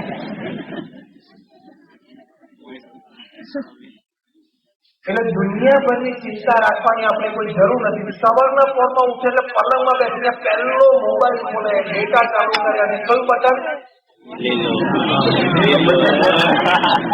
એટલે વોટ્સએપ ચાલુ કરે, પછી આ મેસેજ આવી જાય, ચેટ આમ આવી જાય, 15-25 ચેટ અને 40 મેસેજીસ ને બધું આવી જાય, ખુશ થાય. 25 ચેટ ને 40 મેસેજ, 99% ગુડ મોર્નિંગ ના ફૂલડા હોય. હવે એની કહાની તમને કહું, એમાંથી એક ફૂલડું તમને ગમી જાય, એ ફૂલડું બીજા ગ્રુપમાં પોસ્ટ કરો, એટલે અંકલેશ્વરથી જાય મુંબઈ, મુંબઈમાં કોકને ગમી જાય આગળ જવા દે એટલે પેરિસ કે લંડન થી પછી ન્યુયોર્ક જાય, ન્યુયોર્ક થી નૈરોબી આવે, નૈરોબી થી દુબઈ થી મુંબઈ થઈ અને 7મા દિવસે પાછું બધા જવાબ આવે, 7મા દિવસે પાછું અંકલેશ્વર આવી જાય. એમાં પાછું બપોરિયામાં કોઈક નવરો હોય તો એકાદું પાંદડું ક્રોપ ચોપ કરે પાછું, નવું ફૂલડું શરૂ થાય. આના સિવાય કોઈ સમાજના ફોર્મમાં પહેલો આપણે ધંધો નથી. Is the morning time for this?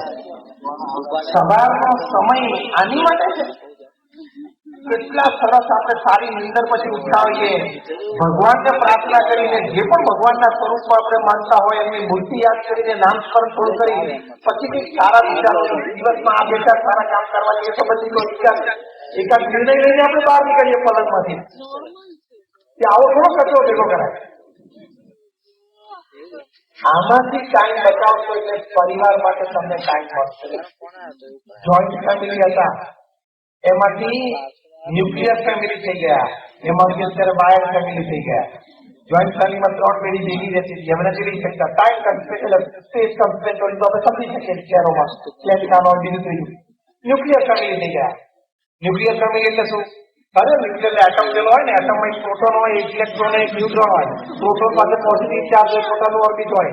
Electron પાસે નેગેટિવ ચાર્જ હોય, પોતાનું એક ઓર્બિટ હોય. અને ન્યુટ્રોન જે નાનું વચ્ચે બેઠું હોય ને એની પાસે કોઈ ચાર્જ કે મુવમેન્ટ હોય નહીં, આને એટમ કહેવાય. એમ ન્યુક્લિયર ફેમિલી એટલે પિતા એટલે પ્રોટોન, ચાર્જ, ધંધો, વેપાર પોતાના ઓર્બિટમાં હોય. મધર એટલે ઇલેક્ટ્રોન, એની પાસે ચાર્જ, એ પોતાની કીટી પાર્ટીમાં હોય. અને પેલું બીજાનું નાનું છોકરું ન્યુટ્રોન ની જેમ ચાર્જ વગર મુવમેન્ટ વગર વચ્ચે બેઠું હોય, પણ જે પેલો ન્યુટ્રોન જોયા કારણ પ્રોટોન ઇલેક્ટ્રોન બે ફરે પણ કોઈ ન્યુટ્રોન ની નજીક ના આવે, એમ મા બાપ કોઈ છોકરાની નજીક આવતા નથી. અને હું તમને બધાને સાબિત કરી દઉં કે તમે બધા તમારા સંતાનોથી નજીક નથી. એ તમને હું ઘર સભામાં સાબિત કરી દઉં. Okay, are you ready for it? Pick up the challenge. હું તમને એમ કહું કે બોલિવૂડના મને 10 નામ આપો એટલે તમે મને 25 નામ આપશો. Yes or no? યસ. હું તમને પૂછું કે તમે IPL ના મને 5 નામ આપો, 10 નામ આપો એટલે તમે 20 નામ આપશો. વિથ ફૂલ ઇન્ફોર્મેશન કે કયો પ્લેયર કેટલા કરોડમાં વેચાણો. પણ જો ત્રીજો પ્રશ્ન પૂછું કે તમારા સંતાનો કોની સાથે હરે ફરે છે, હરે મળે છે અને એના મિત્રો કોણ છે, એવા તમારા સંતાનોના 10 મિત્રોના મને તમે નામ આપો, તો તમે મેજોરિટી ઓફ ધેમ 99.9% ફેલ થશો. છાતી પર હાથ મૂકીને હાથ ઊંચો કરો કે હું ફેલ થયો. છાતી પર હાથ મૂકીને કન્ફેસ કરો, અહીંયા સુધારવા માટે આવ્યા છો. ચલો કન્ફેસ કરો કે મને મારા સંતાનના 10 મિત્રના નામ નથી આવડતા. હા કે ના? જો ઘણા બધા હાથ ઊંચા કર્યા, તો હવે મારે જે કહેવાનું છે કહી દઉં. શરમ નથી આવતી?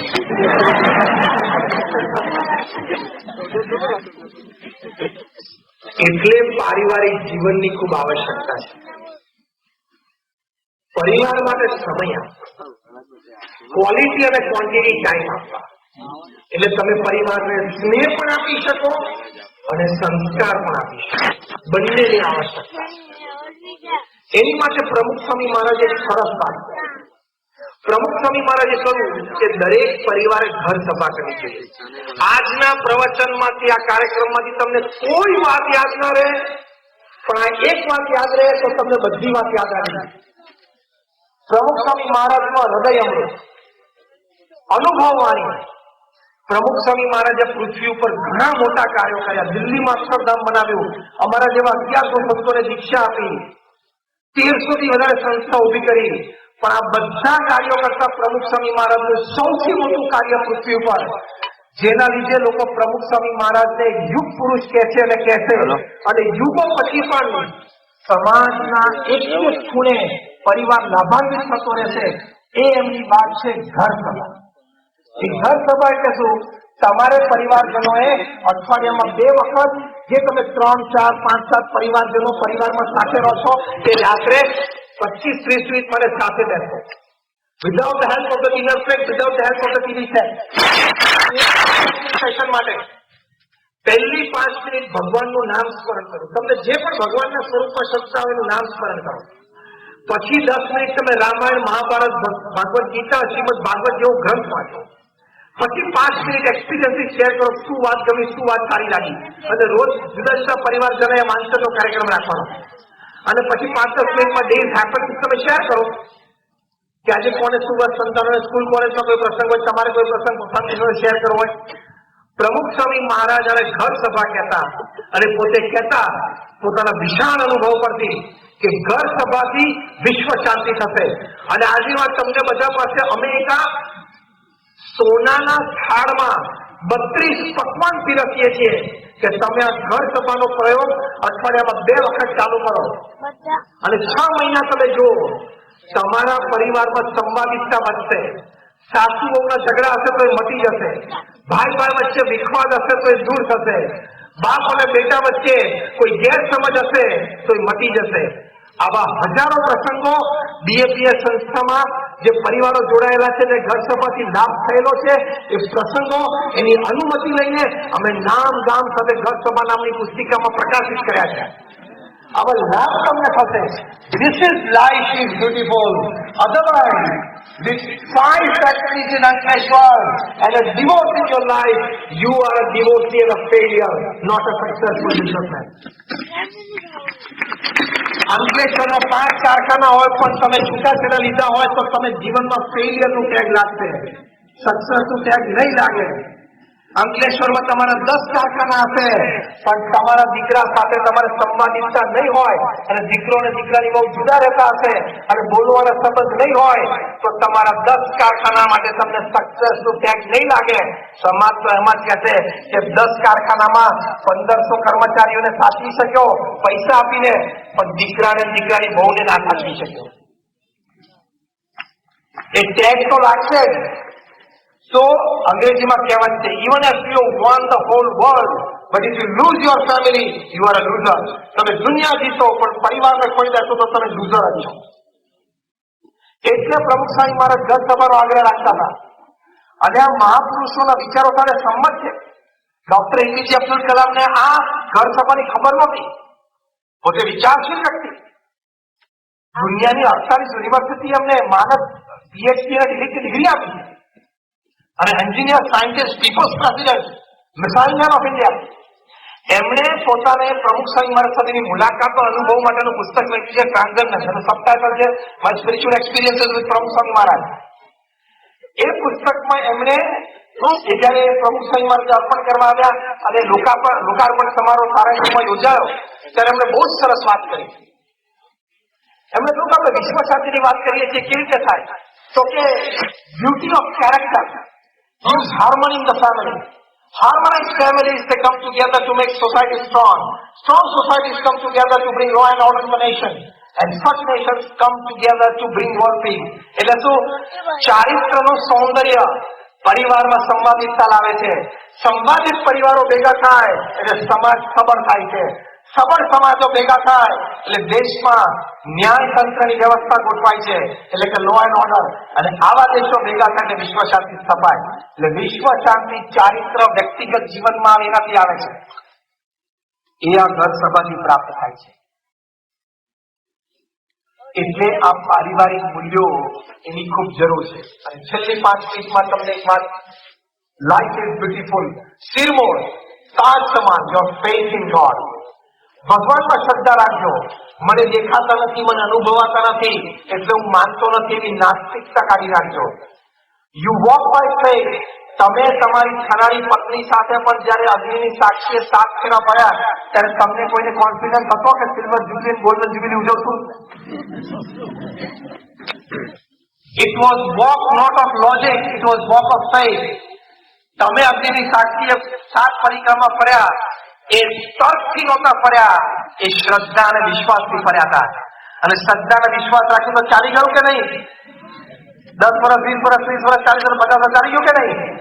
તો ત્યાં શ્રદ્ધા અને વિશ્વાસથી ચાલ્યું, તો અહીંયા શ્રદ્ધા અને વિશ્વાસથી નહીં ચાલે. ભગવાનમાં શ્રદ્ધા રાખવાથી વ્યક્તિગત જીવનમાં પવિત્રતા આવે છે. ત્યારથી માંડીને વ્યવસાયમાં આપણને નીતિમત્તા આવડે છે. પહેલા 4 મુદ્દા લાઈફ ઇઝ બ્યુટીફુલ બતાવે. 4ની દ્રઢતાનું ઉદ્ભવ સ્થાન ભગવાનમાં શ્રદ્ધા છે. અમેરિકાના પ્રેસિડેન્ટ જોર્જ બુશ, એમણે પોતે પ્રેસિડેન્સી પૂરી થઈ પછી પોતાના જીવન ચરિત્રમાં લખ્યું છે એમણે પોતે ઓસ્વાલ્ડ ચેમ્બર્સનું એક પુસ્તક એટલે એક કવિતા ટાંકીને લખ્યું છે સ્પષ્ટ શબ્દોમાં. અમેરિકાના ભૂતપૂર્વ પ્રેસિડેન્ટ જોર્જ બુશ એમણે લખ્યું છે કે હું સખત દારૂનો આદતી હતો. કોઈ રીતે મારાથી દારૂની આદત છૂટે એમ હતી નહીં, પણ હું રાજકારણના માર્ગે અને મારે આગળ વધવું હતું અને મારે ઊંચી પદવી પર પહોંચવું તેની માટે મને ખબર હતી કે આ લત ખોટી છે, પણ મારાથી છૂટતી નહોતી. પછી મેં ભગવાનનો સહારો લીધો. ભગવાનને રોજ પ્રાર્થના કરતો હતો કે મારે સમાજ દેશની મોટી સેવા કરવી છે, પણ આ લત મને છોડાવો. હું પ્રયત્ન કરતો રહ્યો, પ્રાર્થના કરતો રહ્યો.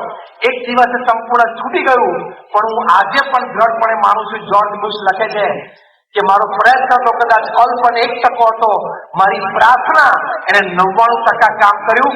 જો એ દારૂની લત હું ન છોડી શક્યો હોત તો અમેરિકાનો પ્રેસિડેન્ટ ક્યારે ન બની શક્યો હોત. આપણા વ્યક્તિગત જીવનની પણ નાની મોટી કુટેવ કે ખરાબી એ ભગવાનમાં શ્રદ્ધા અને પ્રાર્થનાથી દૂર થઈ શકે છે અને એ તમને આ કક્ષા સુધી લઈ જઈ શકે છે. મોક્ષની અને સ્વર્ગની વાત આપણે નથી કરતા, દૂરની વાત છે. ફરી તો વાત કરશું.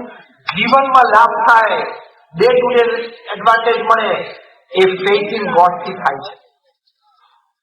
તો લાઈફ ઇઝ બ્યુટીફુલ. 5 વાત આપણે સમજ્યા કે જીવન સૌંદર્ય ભર્યું, સંતોષ ભર્યું, સુખમય અને આનંદ ભર્યું કેવી રીતે થઈ શકે. પહેલી વાત, વિચારોની સ્પષ્ટતા, સ્વચ્છતા અને દ્રઢતા. બીજી વાત, રાઇટિયસનેસ, નીતિમત્તા અને પ્રામાણિકતા જીવનમાં. ત્રીજી વાત, કંઈક નાની મોટી નિસ્વાર્થ ભાવે સમાજ સેવા. ચોથી વાત, વર્ક લાઈફ બેલેન્સ, પારિવારિક જીવન માટેનો સમય, સ્નેહ અને સંસ્કાર પરિવારજનોને આપવા. અને 5મી વાત, ભગવાન પ્રત્યેની શ્રદ્ધા. આ 5 વાત હોય તો જીવન પૂર્ણ થાય, તો લાઈફ ઇઝ બ્યુટીફુલ થાય. આ 5ને છોડીને કોઈ પણ વાત પૃથ્વી પર એક પણ એવી નથી કે જે તમારા જીવનને સંતોષમય અને સુખમય બનાવી શકે. These are fundamental principles.